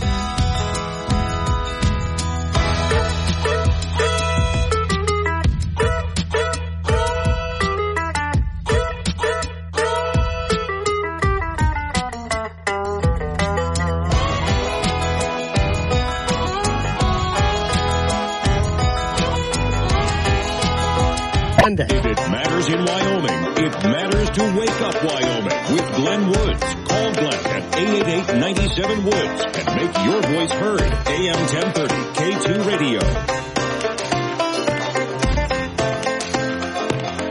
8:36 the time. It's Wake Up Wyoming. Two real quick recaps for those who weren't with me in the 6 o'clock hour. First off, yesterday, people were asking that sheriff's deputy that was killed in Sheridan, and we started covering that early in the week. Well, his family, people have been asking, how do I help his family? We have a story up on the Wake Up Wyoming website with information on how to help his family. Because there is a trust fund. He left behind a wife and a child. From what I understand, a very young child, too. So they have a long way to go. So for those who would like to help, the story is titled, Wyoming Rushes to Aid Family of Fallen Officer, and more. Now, the more is also, there's that poor, I believe, a lady who, she owned the house. The guy who shot the officer ran to a house, not his house. And after over 30 hours of a standoff, police had tried tear gas, flashbang grenades, blowing the front door open with a high-pressure hose. And they couldn't get the guy out. And they don't want to rush it, because if you try to rush the building, the officers can be shot down while they're trying to rush it. This is not easy to do. So their decision was to get a big piece of machinery to go in there. He's not coming out of the house. They're just going to rip the house open. Well, eventually he had nowhere to go, so he had to run out of the house as it was being ripped open like a sardine can. And as he tried to run and get away, he didn't survive it. He was shot and killed. But now the poor lady who owns the house is just demolished. There's no way to fix this. You got to see and there's a video of it. There's a video in the story that I wrote up there. You can see this. The house is demolished. So there's nothing to do but completely wreck the rest of the house, clear the lot, and then rebuild. And so how does she handle this? How do you tell your insurance company what happened? Will the city step up? Will the police department step up? Well, okay. People in Sheridan have started getting together on a Facebook page, which is Sheridan Rants and Raves. And they've started getting together to find contractors and raise money and so on. If you would like to help out, you can do that too. Okay, so that story's on the Wake Up Wyoming site. Gives you an opportunity to step up and lend a hand if that's what you would like to do. Now, another story I started with earlier this morning. So a lot of people sent me this video, and thank you for that. That's where I said, hey, if you see a video, send it to me. I probably already got it like 20 times before you sent it, but that's okay. Send it anyway because I might have missed something. This is a video that a bunch of people sent me. Here in the state of Wyoming at our Capitol, there was a hearing where the people running the hearing, especially the chairwoman running the hearing, wanted to hear from an opposing point of view when it comes to CO2 and climate change, especially because Wyoming is involved in carbon sequestration. Now, whenever we've heard in any kind of hearing like this, guess who gets all the publicity, right? The people who think that humans are causing a climate crisis get all of the publicity. Anyone who shows up in opposition probably will not be allowed to speak. If they do finally get a chance to speak, it's going to be to an empty room. The press are not going to cover them. If they do cover them, well, you know what they're going to write about. So here's a committee meeting where the chairwoman said, we want to hear from the opposition. If you think that human beings are causing a climate crisis, then don't even bother to get up to speak. We've already heard from you. We want to hear from the science from the other side. And yes, there is science from the other side. So that's the meeting that they had. Now, what I was picking on earlier this morning, if you're familiar with the website in Wyoming called WyoFile. Now, I've been scoffed at a couple of times by someone who is higher up in WyoFile. When I've said WyoFile is a leftist, I don't even want to say, I was about to say news organization, but I can't consider what they do news. Sometimes they do put out some really good stories, but most of what they do has an extreme left-leaning slant. Just like Wyoming Public Radio and Television has an extreme left-leaning slant. So does Wyoming Tribune Eagle and Casper Star Tribune. And when I say that out loud, those organizations scoff at me. We do not. Really?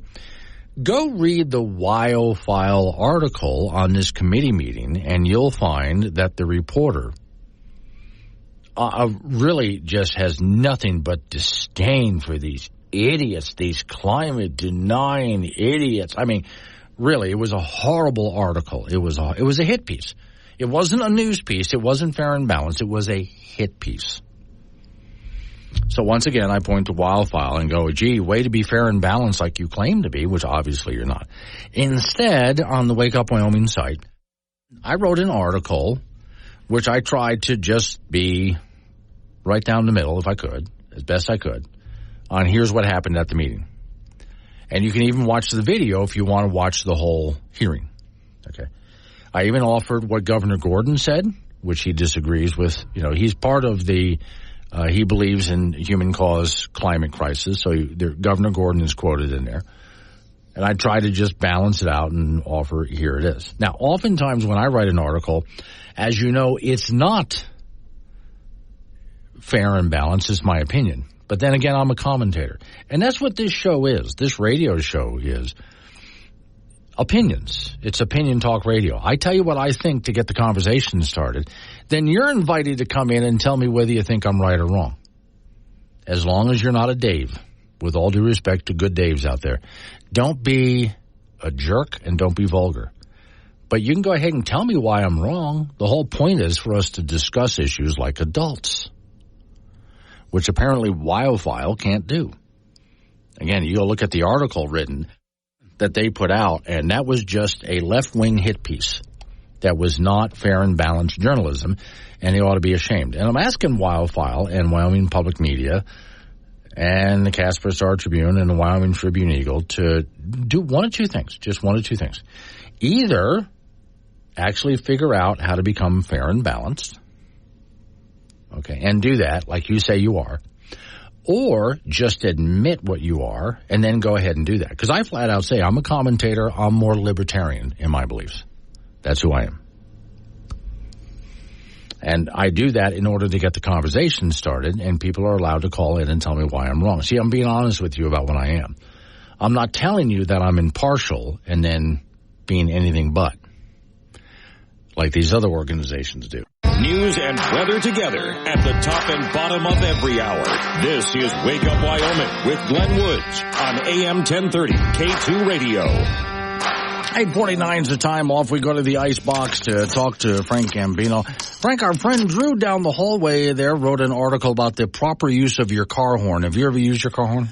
Normally not in smaller towns. Oh, okay. In big cities, everybody does. Oh, constantly. Yeah. And it's, not just to say, get out of the way. It's to, alert pedestrians and stuff, or tell people, you know what, get the hell out of the way. Okay. Now, according to the story, about a third of drivers have never used their horn.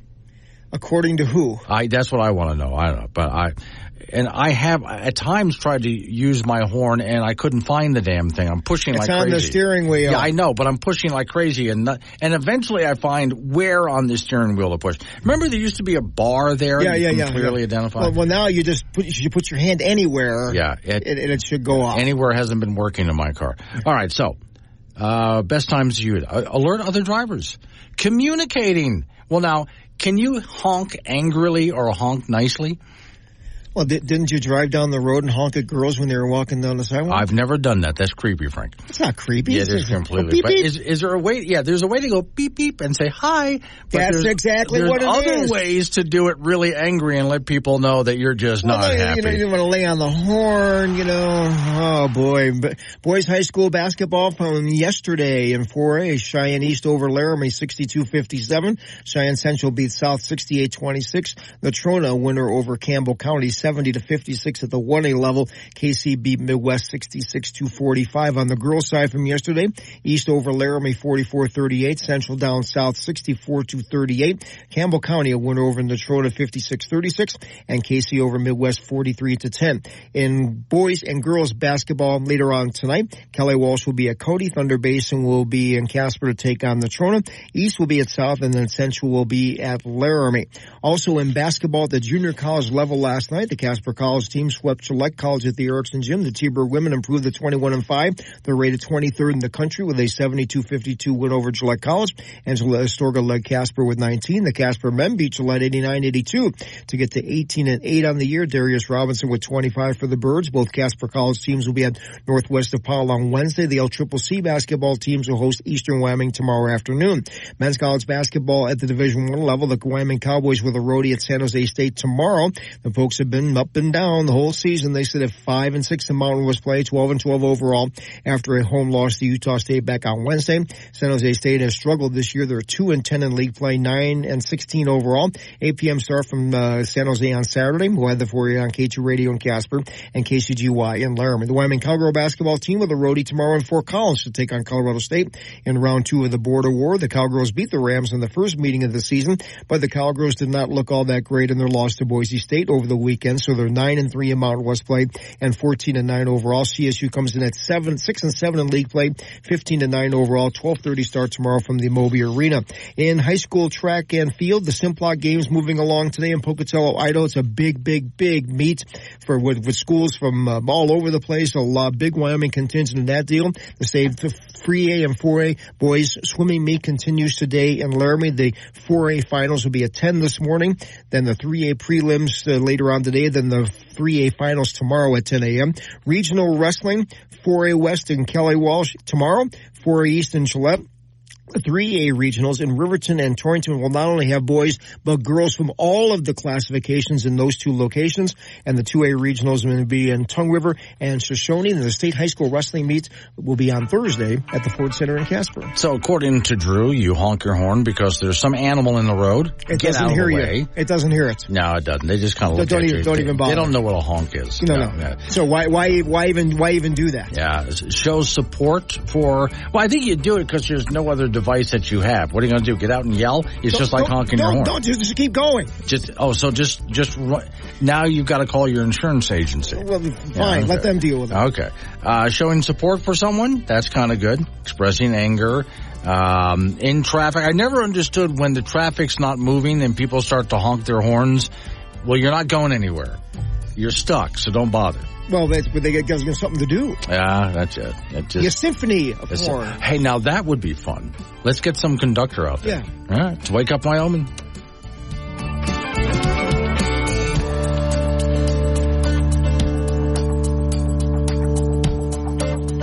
Sunday.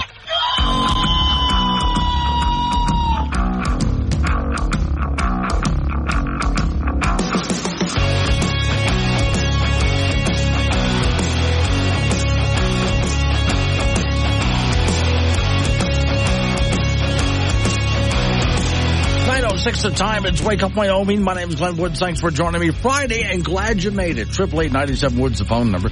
That's 888-97-WOODS. I have topics lined up here, but I'm going to put them aside because we got a couple of calls already lined up here. Now, remember, the show is therapy. I am your therapist. Now, if you think about a radio studio with padded walls, okay, so I sit in a padded room, and I talk to myself. And you, Mark, you are one of the voices in my head. Well, thank you, Glenn. That's absolutely reassuring. Yeah, sure. I stood up on a mountain alone, enjoying God's creation. Yeah, okay. So let's go to CO2 is not a pollutant. Is sequestration is dangerous, and the fact that government money being involved in scientific research has shaded or biased the literature really bad. But if you do an in-depth study, you can find in scientific research, and I understand the journal Scientific Research is not Nature or the Reader's Digest. But there's a good article by Dr. Lawrence, holding endemic, and it's Earth's magnetic field, the key to global warming. Right. And I have said this for 30 years. It's the Pleistocene, 4 dramatic temperature variances long before man was on Earth correlate exactly with magnetic reversal. And so there is science, good science, not this biased by government funding stuff, to show that CO2 is not the cause of climate change. Right. And then there's a little handbook called Climate at a Glance. Yeah. And it examines 30 prominent climate topics. And if we look at the scientific method, what you do is you put a hypothesis out there, you make a prediction. If that prediction doesn't come true, then your hypothesis is wrong, and you have to change your hypothesis. Right. Well, good old John Kerry and Al Gore don't understand that. I think John Kerry has his degree, a Bachelor of Arts in Political Science, and he's the climate czar. So this is politics, and but now we have economic issues. And this CO2 Coalition has put out a very good pamphlet book, Wyoming and Climate Change. They have other publications. They're renowned PhDs. And then you go to Wildfile. Yeah. And how they report this. And it's climate deniers, and these guys don't know what they're talking about. And then I tried so I sent a one-page statement to legislators and people, and I posted it on Facebook, and I tried to post it on Wildfile. Well, guess what? They don't want to know. They don't want the facts. They just want their political agenda, which, defunds people. And it in reality, this sequestration stuff, ExxonMobil loves it because it'll put out of business the small producers, because they just can't compete in this environment when they have to do all this extra stuff for a tax break that when you monitor and find CO2 in your monitoring array, you have to repay that tax break, and it's taken away from you. And, the guy behind this at DEQ, I believe, is Todd Parfit, who is head of DEQ, not qualified to be to pushing this. He's not a PG, a professional geologist, not licensed to practice geology, not licensed to practice engineering. And so we're playing politics, and good old Mark Gordon has a nice guy, gets really angry when you bring up climate, other things. I've always said, personally, I think Mark Gordon is a very good man, and I've always enjoyed his company whenever I've had a chance to talk to him. On this issue, though, and the idea that he wants to do carbon sequestration for the purpose of, we got to keep coal and gas going because those are major industries here in Wyoming. Well, I got news for you. You can sequester all you want. The people who want to shut down coal, gas, and oil want to do it even if you sequester more than we put out. It doesn't matter. They want it all shut down. I got to run, Mark, to the next caller. I appreciate you jumping in there. Okay, now, I want to, Greg, before I take your call here, I'm actually going to say something nice about you, okay? You sitting down? I am. Okay. So we have, and I've mentioned this to you before, there's Dave from San Francisco. And Dave lasts probably about 45 seconds on his show, and he becomes an obnoxious jerk. Greg, on the other hand, Greg, I think maybe we found one thing that you and I agree on. Well, there may be a few things. Maybe two. And there's probably more. Okay. Other than that, Greg, I love listening to your point of view, even though I don't agree with you, because you're at least a nice, funny guy to listen to. But you wanted to, blow off some steam here by the end of the weekend? Well, it's kind of interesting. Again, the last caller, I'm sure is a geologist. I'm confident in that. And just because you don't get a designation, like a PE or a PG, right? Again, Todd Parfit, I'll just say Todd Parfit came up where you didn't need that. And I don't have those things. And I've been quite successful and quite well in my environment. Sure. As to Wyophile not posting some of your comments, that happens to me quite frequently at Wyophile because of the tact you might take. You might have to reformat it. Now, with regards to that particular presentation, again, I've watched the Alex Ecksteins. I saw this presentation. My complaint about it is it was mind-numbingly simple, i.e., what they were saying, and they just showed all these graphs saying, basically, every bit of our increase in food production over the last 50 years is strictly due to increase in carbon. I mean, that really, really is mind-numbingly disparaging to all the people in agriculture that have made tons of improvements that had nothing to do with CO2. And to make that claim, and Sherry Steinmetz from Lingle just sitting there nodding, and everybody said, "Oh, we agree with all that." I mean, that is really it debases education, and it debases the argument. So, Wyophile's take on that is to me correct, because I watched that, and I also watched Turning Point USA bring that group down to the University of Wyoming. Again, there's nobody ever questions going, wait a second, are you saying it's all CO2? Well, they shouldn't be saying that because... Let's just stop. Let's just stop doing everything in ag and just... I don't think they're quite going that far. I mean, it is true, though, that's that... what it said. I don't think they went that far. But I do agree with this, though. in just even in our lifetime, Greg, and I've watched as we have gotten better at farming and getting more and more and more out of it on less and less land. And a lot of that has to do because we're using things like petroleum products, for example, that we're able to produce so much more on so much land, and we end up with a vast surplus of food compared to the population. Now, does carbon help? Well, carbon in the soil, yes. Does CO2 in the air help? Yes, actually it does. So you can't point to just one thing. It's actually a multitude of things. But here's my complaint about did you read the wildfire article? I have read most of it. Most of it, okay. And I'll just say, I watched that presentation as much as I could. My complaint, it's very mind-numbing. Yeah, I understand if you try to watch the presentation and it gets kind of, after a while your brain starts to drift. I get that. I go, but you guys are. Here's my complaint about wildfire, though.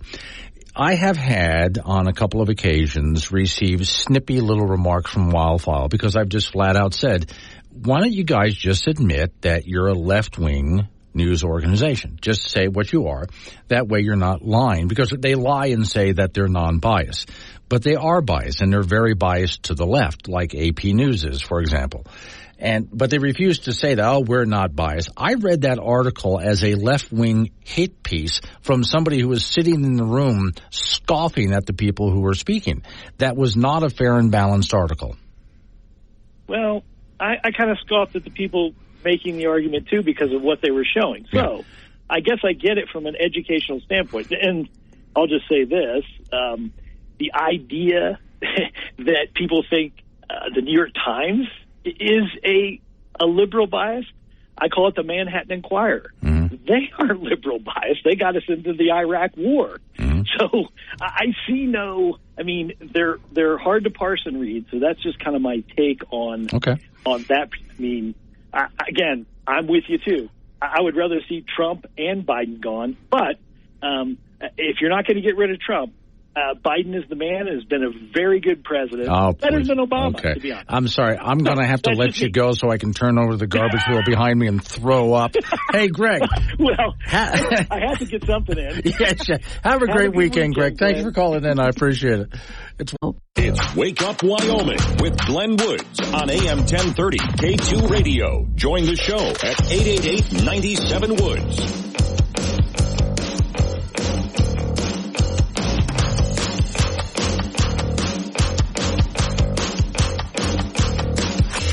$9:23 is the time. It's Wake Up Wyoming. My name is Glenn Woods. Thanks for joining me. All right, 888-97-WOODS, the phone number, 888-97-WOODS. So, okay. And once again, they are jumping the shark. You know what jumping the shark is? For those who don't know, I know there's most people out there do, but for those who don't, the television show Happy Days had been such a big success for such a long time, and they were running out of ideas, but they wanted to keep it going. So now they have a season finale, and they don't know what to do next to keep people watching for the next season. So they have the Fonz out there on water skis with a ramp, and somebody had put a shark penned in who would pen in a shark? But somebody penned in a shark, and there happens to be right next to it a ramp so a skier could jump on it. Why? So Fonz wearing swim pants, but still his leather jacket, and his hair is perfect, is on a dare, and he's going to jump the shark. It's one of, not the thing, but it's one of the things that led to the downfall of Happy Days, which was just a brilliant show, because it was so over-the-top ridiculous, nobody could buy it. This next story from the cult of climate change is yet another example of jumping the shark as we race toward the apocalypse, according to them. So put on your respirator and let's fix that generator. And while we're out, we'll mend our fences too. See, I'm not afraid of dying, just got reasons for surviving. I want one more day in the apocalypse with you. Well, apparently, I didn't know this. It's unsafe for your kids to play outside. Yeah, you can go ahead and blame climate change for that. A recent article in The Hill claims that climate change is reversing multi-decades trend of improving air quality in the United States.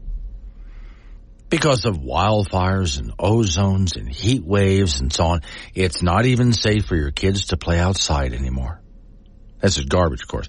Air quality has been improving. Yes, we have had, a couple of years ago, we had some bad fires, but that was because of mismanagement of the forest by California and other states. But yeah, we had some bad fires out there. But you know, this past year, in the United States anyway, we had almost no fires at all. Canada had some, but we here in the United States had barely any fires. Worldwide, we don't have more fires than ever before. It's just simply not the case. The article called "Climate Change is Making It More Dangerous for Kids to Play Outside." That's the title of the article. Climate change is making it more dangerous for kids to play outside. So to be clear, the story says First Street is strictly climate alarmism. It's a nonprofit group that often publishes studies meant to be to frighten the public. Their predictions basically are based on climate modeling and tend to ignore actual data that's available, weather data, other projections, and so on. They do it all in just climate modeling. This kind of work should be taken not with just a grain of salt, but with a massive big bag of it.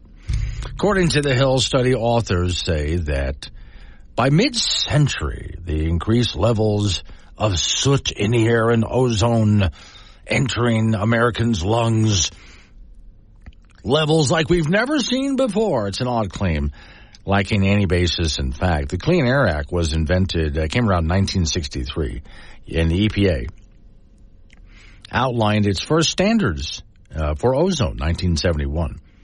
And we actually have been achieving it with cleaner air. Oh, hang on a second here. Hey, Judy, are you able to hang on through the break to the bottom of the hour here? Sure. Yeah, okay, because you kind of slid into the plate here just at absolutely the wrong time. But that's okay, because that's all right. Just go grab yourself a cup of coffee and a puppy. You got puppies, right? Yep, I got kitties and puppies. Okay, grab one of those. Hang on, and it's going to be just a couple minutes. We'll be right back with you. All right, thanks.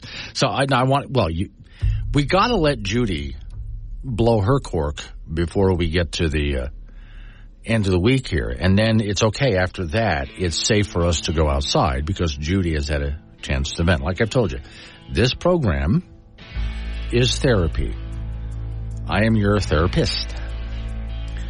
I sit in a padded room and I talk to myself. And you, much like Judy on hold, are the voices in my head.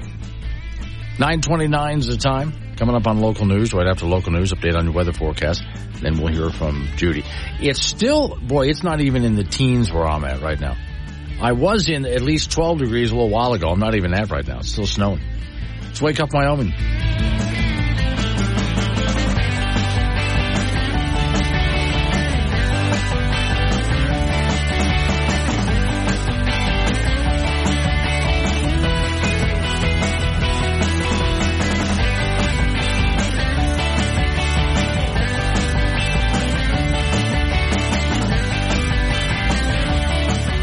today. Take Glenn anywhere with the Wake Up Wyoming mobile app. Wake Up Wyoming with Glenn Woods on AM 1030 K2 Radio.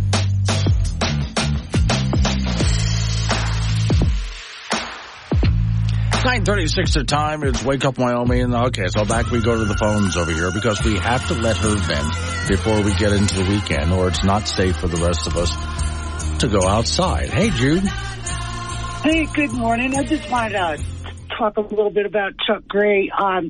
He was in front of one of the committees yesterday and over the property tax thing and how only like 8 bills made it through to committee, which most of them will probably be killed anyway. But he was being picked on Facebook because this isn't going to make it to the ballot. This voter integrity stuff isn't going to make it to the ballot because the guys that were doing the petition didn't get it in on time, and then they didn't check on the voter rolls and find out that bunch of signatures are no longer on the voting rolls, so they can't be counted. So they're still short, I don't know, 3,000 or 4,000.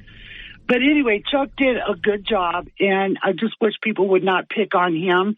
It's not his fault. He told these guys that they had until that minute that gavel slams down to get those signatures in. So don't blame Chuck.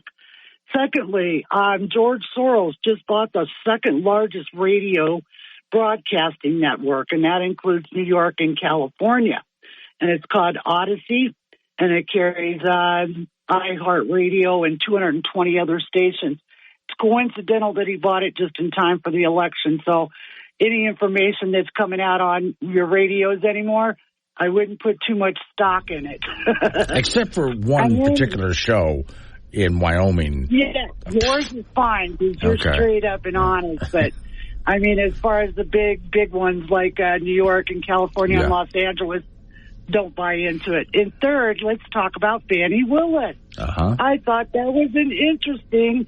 I mean, I'm usually bored by court TV, but I had a great time because this woman just thought she was the cat's pajamas, man. Mm-hmm. She got busted lying under oath. Her interrogatories didn't match her statements that she made in the courtroom yesterday. And then I don't know what you think, but as far as I've ever known, when you take money from the feds and you use it to pay your boyfriend to take you on expensive trips and then claim to pay him back in cash, but nobody's got a record of it. Mm-hmm. Just coincidental, right? No, nothing serious. You know, that's not even the big part about this. I don't give a rat's butt who she's doing and why she's doing it. The fact is, this woman and her boyfriend and Letitia James up in New York all were meeting with the White House lawyers to file the charges against Trump, okay? So this tells you this has been one big conspiracy. And I'm not sticking up for Trump, you know, as far as anything they want to claim he did. I'm one of those, the proof is in the pudding. You know, when the final gavel goes down and it says what happened, I'll probably have to buy it. But anyway, and the thing with Fannie is everything she's doing is like money laundering. Mm-hmm. I mean, I don't know how this woman can even face the public right now. She should be ashamed of herself. Right. And, you know, it's kind of coincidental that all these guys are black, whether it's black DAs or black women DAs or black men DAs. I think they use that so that we won't pick on them because they're black so they can call us a racist if we do. Well, you know, they are what they are. You can take the hood out of the rat, but you can't take the rat out of the hood. Okay, Judy. So now here, let's go back to Chuck Gray real quick here for him. People should realize that we have a budget session, and there's a lot of bills that we would love to see go through, but they're not going to make it because it's a budget session. You know, we're supposed to be doing the budget, right? So we're supposed to be doing the budget. I know, and there's like 300 bills, which they knew with that many bills, a lot of them were going to get killed right off the bat. Right. You know? Don't get mad if you have something you really want to see go through and it never makes it to the floor.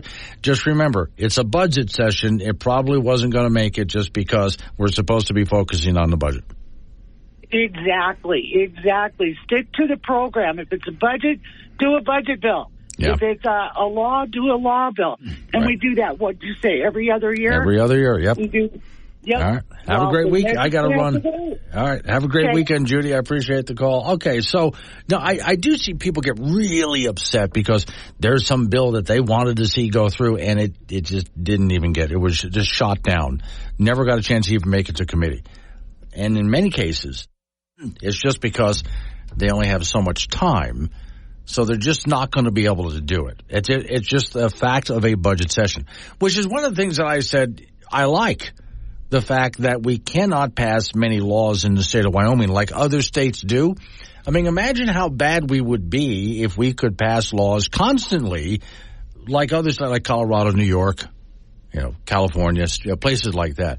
They're constantly just passing the most ridiculous, idiotic laws because they're allowed to pass as many as they want, whenever they want. Well, we restrict that in the state of Wyoming. In fact, not only do I not like, I like that for Wyoming Texas does that as well. I'd like to see every state do that. I would like to see the federal government do that, too. I'd like to seriously restrict when they can actually vote on laws and what those laws need to look like instead of these massive 350-page bills that they cram through in the middle of the night. I mean, in Wyoming, one topic per bill, and it's got to be written in plain English. I mean, or we can't do it. It's that simple. It should be that simple on the federal level, too. This is how you know you've been married too long. So my husband makes me my coffee today, right? And as he's walking out the front door to go to work, he winks at me. I have literally never been so scared to drink anything in my entire life. Well, that image is going to stick with you all day. AM 650, KGAB. Download the Wake Up Wyoming mobile app. Listen anywhere and chat live with Glenn during the show on AM 1030 K2 Radio.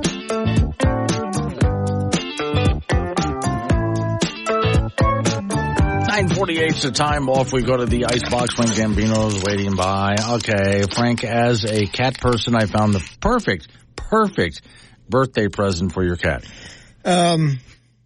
More catnip? No. Less catnip? No, definitely not less catnip. Okay. Let's see here. So there's a picture of a table. It's a little bit smaller than a coffee table, a little bit higher up. Yeah. Okay. And there are all sorts of different items, most of them glass, other just loud, clingy items, right? And they're all put around the table at the very edge. To see how many the cat will knock off. Yes. And this is like a competition or a game? No, it's the cat's birthday. Oh, it's the cat's birthday. Yeah. So what you do next time your cat has a birthday, just take the end table. You got an end table next to your couch, right? Oh, yeah. Just clear it off, put it out there in the middle of the room, and take all sorts of items and just put it around. Of value? Well, some things have to be broken, okay? Okay. There's a light bulb there. There's some kind of a glass dish from the kitchen. But other stuff are just loud, clingy things that would make a lot of noise. Just plastic cups or metal cups. Plastic cups, something metal, stuff like that. And just kind of put it around there. And then just put your cat in the middle of the table and say, happy birthday. And then just sit back, with your phone and shoot video and watch. And then you think to myself, why did I do that? Yeah, right. The cat won't even know it's his birthday. Oh, gosh. Well, but, don't you do anything special for your cat now? No, it's any other day. Oh, do you get him a toy? No, it's any other day. Do you come home? I used to do this. Back when my grocery store used to ask paper or plastic. Yeah. I would get paper because I knew when I came home. Yeah. And I would, as I was emptying out the bag of the food, I would throw the bag up in the air with a loud snap. And before it hit the floor, the cat had just took a running dive into the bag and slid across the kitchen floor. Cardboard boxes are good, too, by the way. Yeah. Do you bring cardboard boxes home for your cat? No, so they just show up, out of thin air, actually. Oh, really? Yeah. It's amazing. Do you have some kind of a porthole in your house? How does that work? It's amazing, and it's not all liquor boxes. Okay. Okay. It's fruit and stuff like that. You have a and your Christmas tree still. No, of course. Your house is weird, Frank. Yeah, I know, and I'm weird. How about that? Boys high school basketball from yesterday, first in the 4A ranks. It was Cheyenne East over Laramie, 62-57. Cheyenne Central over Cheyenne South, 68-26. Natrona posted a nice win over Campbell County, 70-56. And in the 1A ranks, KC over Midwest, 66-45. On the girls' side from yesterday, East over Laramie, 44-38. Central over South, 64-38. Campbell County a winner over Natrona, 56-36. And KC beat Midwest, 43-10. In boys and girls high school basketball tonight, Kelly Walsh on the road at Cody. Thunder Basin will be at Natrona. Cheyenne East will be at Cheyenne South, and Cheyenne Central will be at Laramie. In men's college basketball at the Division I level, the Wyoming Cowboys will be at San Jose State tomorrow night. Folks have had an up and down season, and they are 5-6 in Mountain West play, 12 up and 12 down overall after a home loss to Utah State back on Wednesday. San Jose State has struggled this year. They're 2-10 in league play and 9-16 overall. So this is a winnable game for Wyoming's point of view. 8 p.m. start on Saturday from San Jose. We'll have that for you on K2 Radio in Casper and KCGY in Laramie. The Wyoming Cowgirl basketball team will be in Fort Collins tomorrow to take on Colorado State in round 2 of the Border War. The Cowgirls did not look all that great in their loss to Boise State over the weekend, so they are 9-3 in Mountain West play 14-9 overall. CSU 6-7 in the league play 15-9 overall. And the Cowgirls beat the Rams in the first meeting of the season. 12:30 start tomorrow from the Moby Arena in Fort Collins. JUCO basketball from last night. The Casper College team swept Gillette College at the Erickson Gym. T-Bird women improved to 21-5 with a 72-52 win as Angela Astorga led Casper with 19. Casper men beat Gillette 89-82 to get to 18-8 on the year. Darius Robinson with 25 for the Birds. Both of the Casper College teams will be at Northwest DePaul on Wednesday. The LCCC basketball teams from Cheyenne will host Eastern Wyoming tomorrow afternoon. Stay with the 3A and 4A boys high school swim meet continues today in Laramie. The 4A boys finals, will start here at the top of the hour. Then there'll be the 3A prelims later on today, and the 3A finals will be at 10 a.m. tomorrow.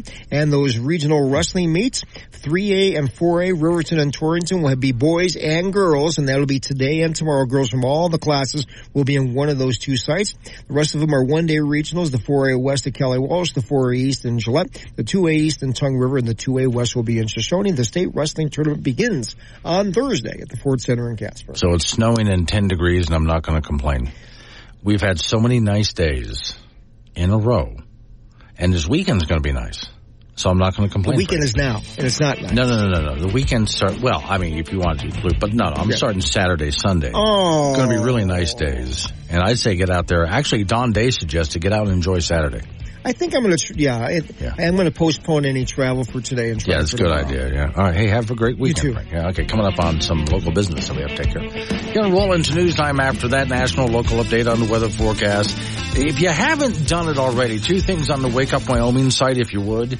There's how to get help to the family the police officer who died up in Sheridan.